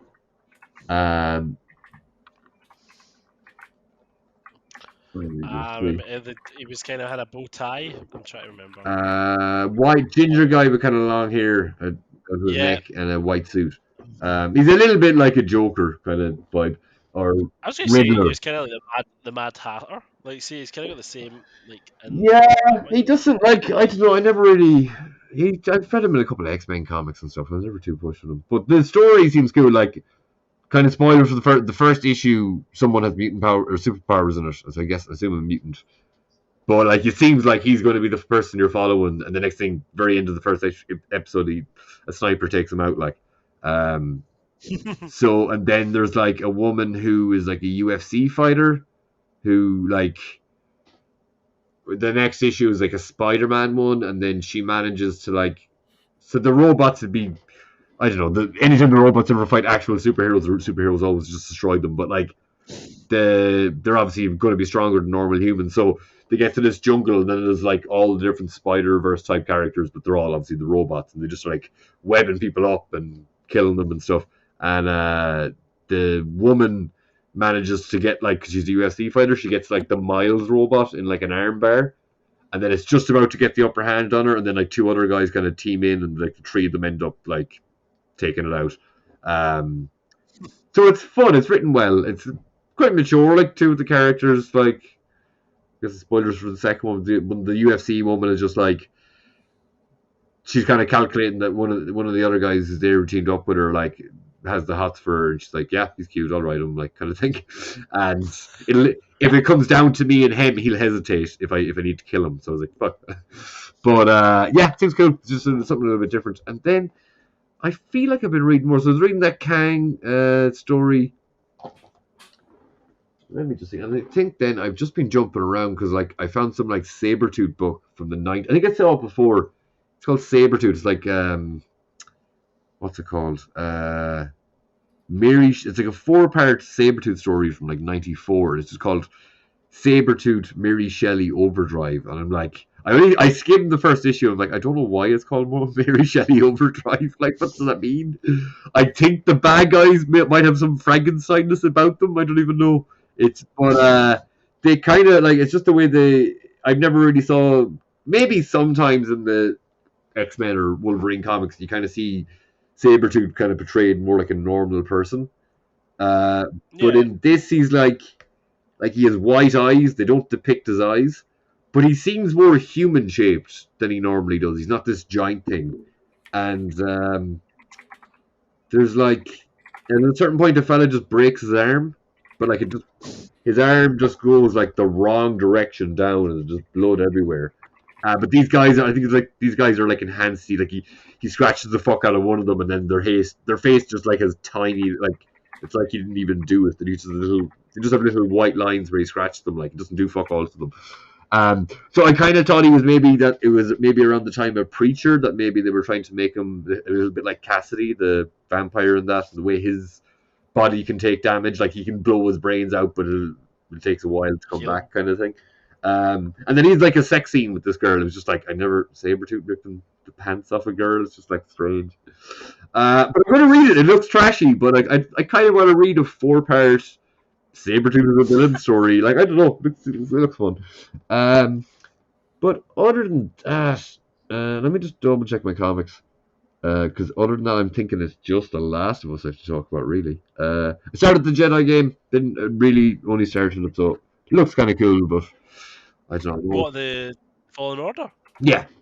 It was free on PlayStation thingy bob. The basic package last month. And then I got Battlefield 2042, and then, I'm just going to double check here. Is there anything else I've been reading? But I think that's it, really. I think it's Last of Us time. So I haven't talked Last of Us in a couple of weeks. What have you been feeling? We've not talked about Last of Us either. What do you think so far? What was the last one I talked about, John? The last one was Winter. The one before that was Tommy. No, Tommy was... I don't think we've talked about Tommy. Well, I haven't talked about Tommy, the flashback Left Behind. Right. And last week it was whatever the fuck that was called. We covered the Left Behind and we covered. Okay, yeah. I started that like a couple of weeks ago, and I think I was at the last point. I have the joke book, but like something about it, I felt, even though it's just a little thing, I was just like, if I keep pressing A, I didn't really mean it in a soppy emotional way, but if I just keep pressing, it's allowing me to keep getting jokes out of the joke book. So I'm like, I'm just gonna maybe. At the time I was playing it, I was like, I don't want to stop doing this because then that girl is probably going to die. So, but it's still let me do them. So I kind of felt like, look, when am I going to play this exact thing again? I may as well just get all the jokes out of it. But I don't know. Maybe she'll never stop. I don't like, or maybe it'll be so long since I played it last that I don't remember how the joke ends. So yeah, that each episode. It was good. It was really good. I liked I think when I went to see Ant-Man, the picture, the girl, the love interest, is in some other... Her name is Storm, actually, first name, I think. Yeah, she's in that Missing that's out just now, the sequel to Jerd. Okay. I can't even remember what the fuck Oh, yeah, the last episode. Fucking hell. And then the last episode is... Last episode was great. Last episode was Winter. Yeah, I was not expecting that. I'm guessing. Yeah, because Chris, you didn't. You came into this blind. Were you quite surprised with the? To be honest, see with the as soon as I was with spoilers, like as soon as the guy was kind of talking, preaching, I was kind of getting a bit like, oh, he's going to be like an arsehole. Cult vibes. And then when as soon as he was talking about the meat, and the guy came in like, oh, it's elk meat, and I was like, oh, wait, hold on a minute. Mm. Why is it emphasizing that? I didn't get that. I think I kind of knew. I only played the game a couple of months ago, and like when I'm watching the show, I'm like, I don't know what the fuck was like. I just don't remember little specifics of it like that. But when in the beginning of the episode, when he said, "Oh, can we bury our father?" And he was like, "Oh, the ground's not hard enough. The ground's too hard, or whatever. Cold." And I was like, that kind of raised a kind of flag. Because they were eating it. I was like, oh shit. But man, that was I think a lot of people were saying she should get an Oscar for that episode. But I thought she was good as well. Don't do Oscars for TV. Yeah, she won't get an Oscar for it. We'll just make a change for this one. A Golden Globe? Maybe a Golden Globe, aye. But the one thing I thought about, I kind of let it go, but see the way Joel just kind of got up after 2 injections of antibiotics. He made a quick recovery. Yeah, but we're supposed to be real here. Come on. Yeah, but I guess you don't know. He could have just been like that for ages, and I guess maybe that's a little bit. It could have been 2 days or 3 days. The game makes it seem more like it's not quite as jarring, I don't think, in the game, because I think they have more time to show. You do kind of get a scene of him getting up and kind of crawling around and finding stuff, and then he gets outside, and then he comes across the enemies and stuff. So it's not as sudden as it's not like they break in, and I don't know. It's just it's done different in the show. Time needs to work around. Did you get it as the fact that he's healed? Do you think that? To a degree, he's still fucked. When you took out the first guy, that nearly fucking done him in. I think it's mostly just determination. Like the bit when he's got the 2 guys tied up and he's torturing them both. How did you feel about that scene when he gets information and he's still He still kills him. I was like, oh, he's like, that's okay. Well, I believe most of the people he came up with, like, no one seems like that much of an actual threat. Like, everyone he seems to have killed so far are like wimps, really, compared to. Yeah. They're all very pedestrian-looking, skinny guys, like. But it shows they're like fighting nuts every fucking week. You wouldn't fucking pour out Pedro that long to go through. It's like. But it shows like wee nuggets of like when Tommy was saying, "Oh, we went through, we done a lot of nasty shit." Mm-hmm. You just see that like through that we seen immediately was like, "Oh fuck, okay, this is what they done." He will do. They were like, he will go to an extreme. Jesus, I mean, is there more to come? I know it's only one episode more, but is there any more surprises that I'm if you're asking if there's more Joel being nasty, Joel being Joel, then yes. There should be, but you can't go like, look, the next episode from where it's teed up to the next episode is it's the end of the first game. Like, it will be. Oh no, right, okay, so it's all the way. Like they've even added in stuff with the next episode. See, as much as I love it, I just there hasn't, to me, I'll always just think why wasn't there like one or two more scenes with infectors? It's so good, but it's incredibly light for them. They needed another scene here and there, like. It's just weird. Like, I get minimizing it, and I'm kind of okay with it, but they mostly minimized what was it? So like, the bit that's added into the Henry and Sam or whatever, there isn't. That's maybe in place of the bit when Ellie is upstairs that action scene is the scene that took me so long to do, when you have to turn on the generator. Kind of plot wise, that's where that action scene is, where they all burst up out of the ground. That's in place of that. Yeah. That's probably even more than what's there. Now, fair enough, Joel and Ellie don't actually have to deal with any of that too directly or whatever, but it still happens to get to see a lot of walkers and stuff. But it's percentage wise for the whole show. They just chose not, like, either to bring the action down so much, or they either brought the action down, and it's mostly in the middle and kind of like so, and like even the bit where Joel gets impaled, like in the game, he falls on a rebar thing. Yeah. Like saying rebar because I don't know, I just somehow know that word, whatever. It's not a damn fancy of a word, but it's just like, it's like an American. Oh yeah, the rebars out there, look at it. But fucking, yeah. I was on the phone to my mother recently. I won't let her in on that joke. But as I was saying, they just show, like, even because that scene, that's a huge shootout. Like, that's another one that's really difficult to do in the game. And it's just, he walks into like one guy and he fucking. Yeah. I kind of thought that was what's your man's name? The actual guy who voiced Joel. I thought that was him last week. Troy Baker. Oh, that's Troy Baker. Yeah. So. He got his comeuppance really quickly. Oh yeah, when he got that blade in the neck. Yeah.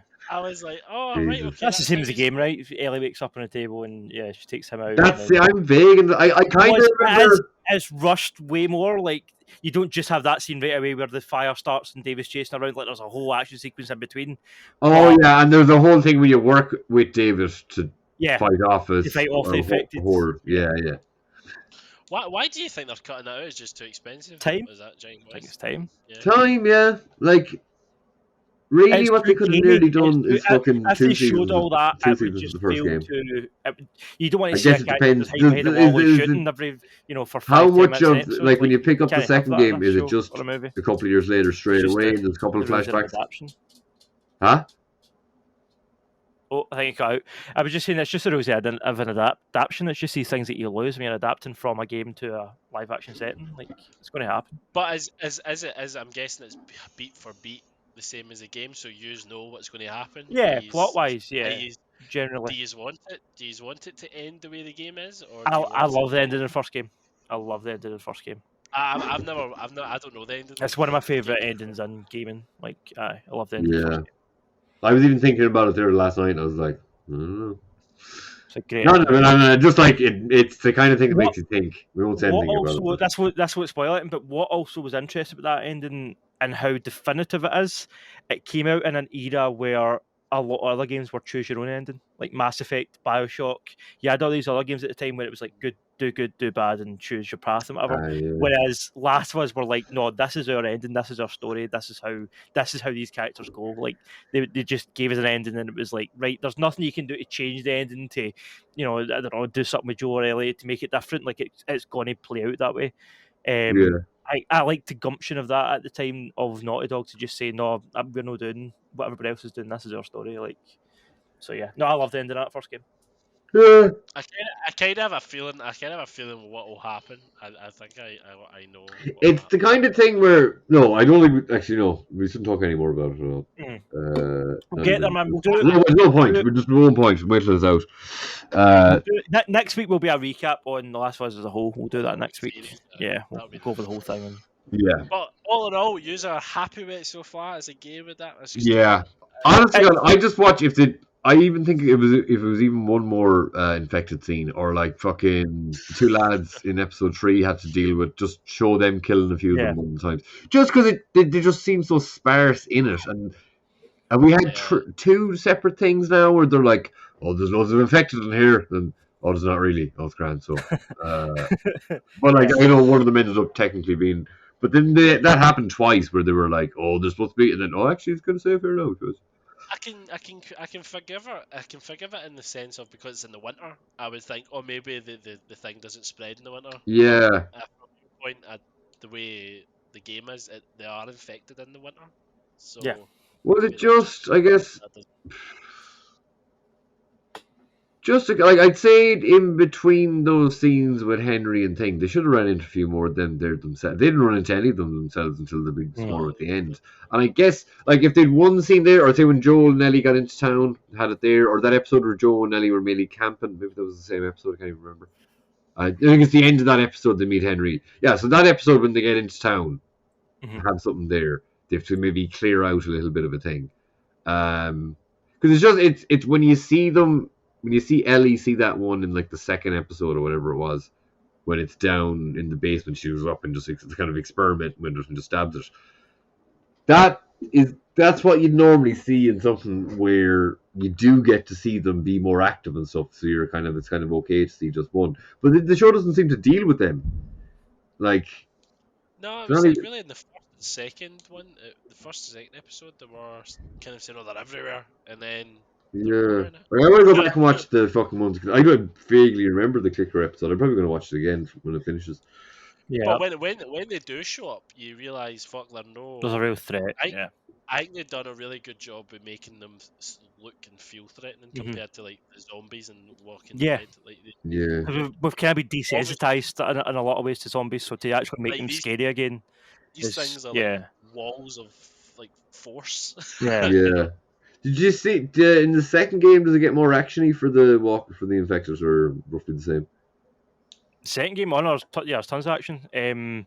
First game has a lot of action, though. Like, in fairness, like I'm going to say probably about the same, but it's just different arenas, and because you're playing as an adult Ellie as opposed to Joe, who's a kind of bulkier man. You're playing as this more sort of lithe character that can run about a bit more and do a bit more stealth. And what age is Ellie? How different age is it? She's like 20, 21. I think. What age is Ellie in this supposed to be? 14, 15. So do you think they're going to get, if they were to do a second season, do you think they would get another actress? I reckon she's already 20 or 19 or so. I reckon, she is like 20, but I reckon what they'll do, I think season 2, we'll do next week predictions for the future, but I think season 2 is going to be Abby's story. I think they're going to build it up with Abby instead of sort of abruptly introducing her. And I think that might be the second season, and then the third season is when we'll see Ellie again, and that'll be a few years down the line where everybody looks. I don't think so about that. I don't know. Think about like if they were going to do a second season, they'd be shooting like next year or the year after. I don't think they need to waste. They can age her. They can like she'll be 22 or whatever age. I think she's 19, 20. She is. Is Troy Baker a bit of a douche or something? He's just. He's very. I listen to the HBO podcast a bit, and his voice is very. Oh, this is very important what I'm saying all the time. He's a bit of a hipster. He is. It's just like he's one of these guys. Yeah, yes, he's very talented, but he's also the first time. One of the first times, talked about last was the first time I really kind of noticed that it was at E3, I think, and must have been 2013 or 2014, around about the time the first game came out. And Troy Baker and Ashley Johnson were on a panel, and they were getting interviewed about the game and the performances, and they were really going into the depths of it and stuff. And the amount of times that Ashley Johnson went to speak and he just spoke over her, like it happened to the point that it was getting like. I was like, I think I was doing something else at the time, and I was tidying or something, or doing dishes, and I was like looking at my phone, like, what? Why is he doing that? Like, it actually distracted me. Like, it was so like abrupt, and he's just and he is great, but he knows he's great, and that's his biggest issue, I think. Like, the guys, like, I mean, so the two, I didn't that HBO podcast that's on YouTube that goes up after the episodes. That's the two creators are on that every week, I think. I didn't realise. And it's the two of them and Troy Baker, and they all kind of seem a bit up their own arses. Like. Oh, yeah, Neil Druckmann is definitely kind of the same. I think they'd be supposed to be in the same room, to be honest with you. Yeah. See, to be honest, see, pull out a kind of strong man voice out of like skinny. Yeah, that's the thing. Like, he doesn't look the part at all. Like. Pretty good. His performance is amazing. He is an incredible actor. As much as I don't want to see that because he seems like a real douche, he is. You can't deny it. Like, he is really good. Sorry, did he do Joker in Arkham Origins? Yes. And did he do Iron Man in Avengers? I think he did. Yeah, I think he did. Yeah, that game had a big game voice cast. Sure, fucking Kratos was God of War or was Black Panther. Yeah. And Noah North's in it too. Yeah. Who was he again? Was he not Banner? Was Noah North not Bruce Banner? Don't even fucking know, man. I know North was in the Comic Con here in Dublin. I didn't bother going, like, just broke. But some young fella put up a picture, like it was, I don't know, just some random Irish guy, but he was like, "Oh, it's great when you look like a young Nolan North," and they really did. Like, he managed to, like, the face not so much, but kind of just like roughly look like a child when you see the two of them beside each other. They're very similar glasses. So it was like, he actually kind of does look like a fucking young Nolan North. The lineup wasn't like Nolan North is probably the one that I looked at the lineup this time around and I was like, oh, that's a good one. But like, summer lineup was way stronger. We had the casting the wrong way around. Nolan North is Iron Man and Troy Baker's Bruce Banner. So, that makes kind of more sense from how Troy Baker speaks in real life, if you know what I mean. Yeah, he's Banner. Yeah. Anyway, but that's one thing when you said Ashley Johnson. Is she not supposed to be in it as well? She's in the next episode. She's in next week's. Yeah. Right. No idea who she is in it because I don't recognize the character from the game. No, I think she's a new character, but I think I know who she's going to be. Yeah. Oh, jeez. That smirk isn't going to be. I wouldn't. I won't give it away because I don't want to spoil it in case I'm right. But I think I know who her character's going to be. I have a guess now, but I won't say anymore. But sorry, no. This week's episode. So your man was very creepy. Very creepy. Oh, the preacher David. guy. Yeah. Very creepy. The one thing that stuck with me from the original game, or from the game, they don't have a kid when she's being like fucking about to be. I can remember that same thing where they fucking just put the knife down on the table right beside her head. Yeah. In the game, is there a community there, and is your man a preacher or no? They say that he's part of a group. They don't say he's the leader of the group, and they don't really explicitly tie it into anything religious. It's just that he is part of a larger group. Like, kind of like, I think they're trying to make you think when you meet him, oh, he's like Tommy's group, like how Tommy's got a group of people. You know, I think that's kind of what they're trying to sell, and then you realise that it's a much darker community than that, obviously. Oh yeah, and was he a paedophile in the game? It's definitely hinted that. The same thing happens with him putting his hand on her hand and saying that me and you can build a community together, and just there's okay, because I didn't like. I don't remember that from the game at all. I get it. I saw a clip of the game, then afterwards, like, they actually took some of the exact dialogue from that. Like, that's one thing I can really respect. That they just, it was done well in the game. We don't need to do it again. Like, the same thing happens where Ellie kind of like goes with it until the point that she can snap his finger like that. I don't remember that exactly. Yeah, so that's good about not knowing the game so well, because it is kind of like watching it new, and then I can go back. Yeah. But oh my god! The bad thing about playing those characters, though, you're never going to get another like that. I think he's like Scott Shepherd. He's never going to get another role in a wee while. He's played it. Kevin Bacon's done it a few times. He's played a couple of. Pretty fucking good in this now, I must say. Your man. Yeah, he's great. The whole cast is great, man. Man, even just like sometimes when he just stopped talking and be looking at the person, you're like, oh, this guy's freaky. There are a lot of silences, like or like how he turned the thing on Troy Baker's character. He was like, "Oh yeah, I've seen the disturbance in the force," and he's like, "Oh yeah, no, I think they're grand." Is no moment you kid. Did they find out like did they figure out like Ellie was poisoned infected? In the same actual thing. bit? Alright, so that's why he went just berserk and was like, well, fuck it. Like, I'm going to die. But in the show, he doesn't seem to believe it. Nah, he doesn't believe on a game either, I don't think. I don't think he believes her. I don't know. Was there people... That's the only thing, the nitpick I would say is, like, where the hell was the tribe of people? And the end, like, the thing just went in fire, and that was it. Where the fuck was Joel was outside killing them all. I know. And then Joel just appeared. Does he appear in the game, or is he more involved? He plays him in the game. Like the camera him and he plays him for a bit, and he's fighting David's men, trying to get there. Right. Okay, and does Ellie still kills David in the game? So Yep. Does it split? Does it like Joel wakes up in the house and then he goes to find her? So that's in the game. He doesn't know they're coming. He just wakes. You're out hunting the rabbit and stuff, hunting the deer. The same conversation between Ellie and David happens where, the arrow, and she calls him, what is it? She calls him bitch boy or something. She calls Troy Baker. Like that whole speech is the same.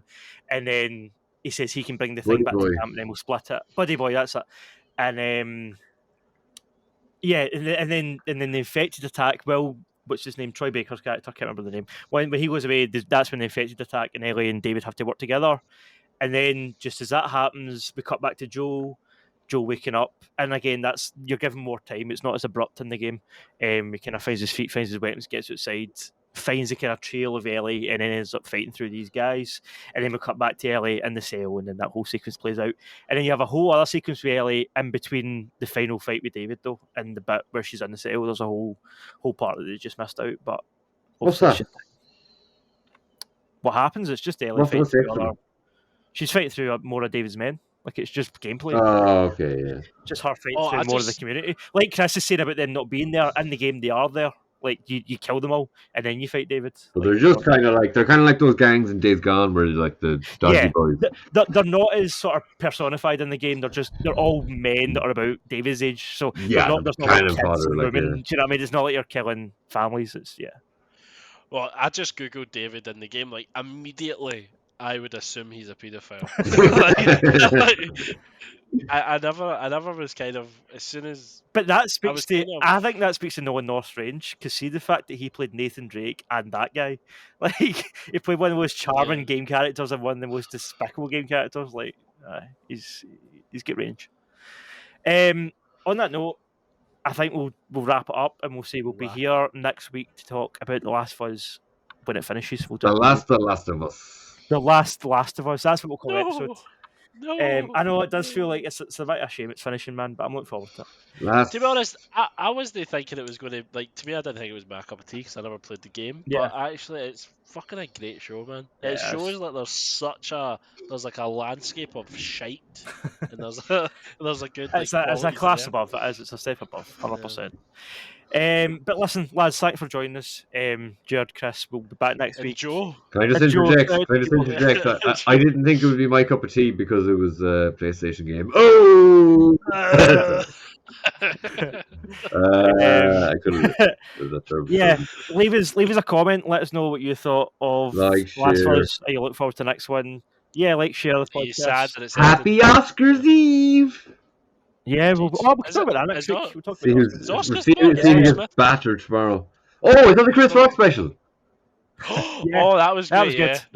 I thought it was really fucking good. I don't like Chris Rock, but I thought it was really good. Somebody talking shit about it. Or Will Smith coming out, or people from his camp or whatever have said, "Oh, he's really embarrassed. We should let it go." First time he's spoken about it, you fucking prick. He's allowed to speak about it, you gobshite.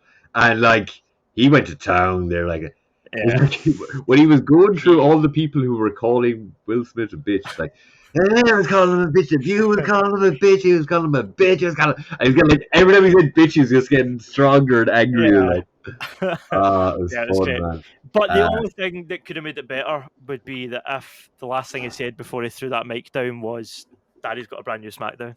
Oh, Daddy's got a brand new SmackDown.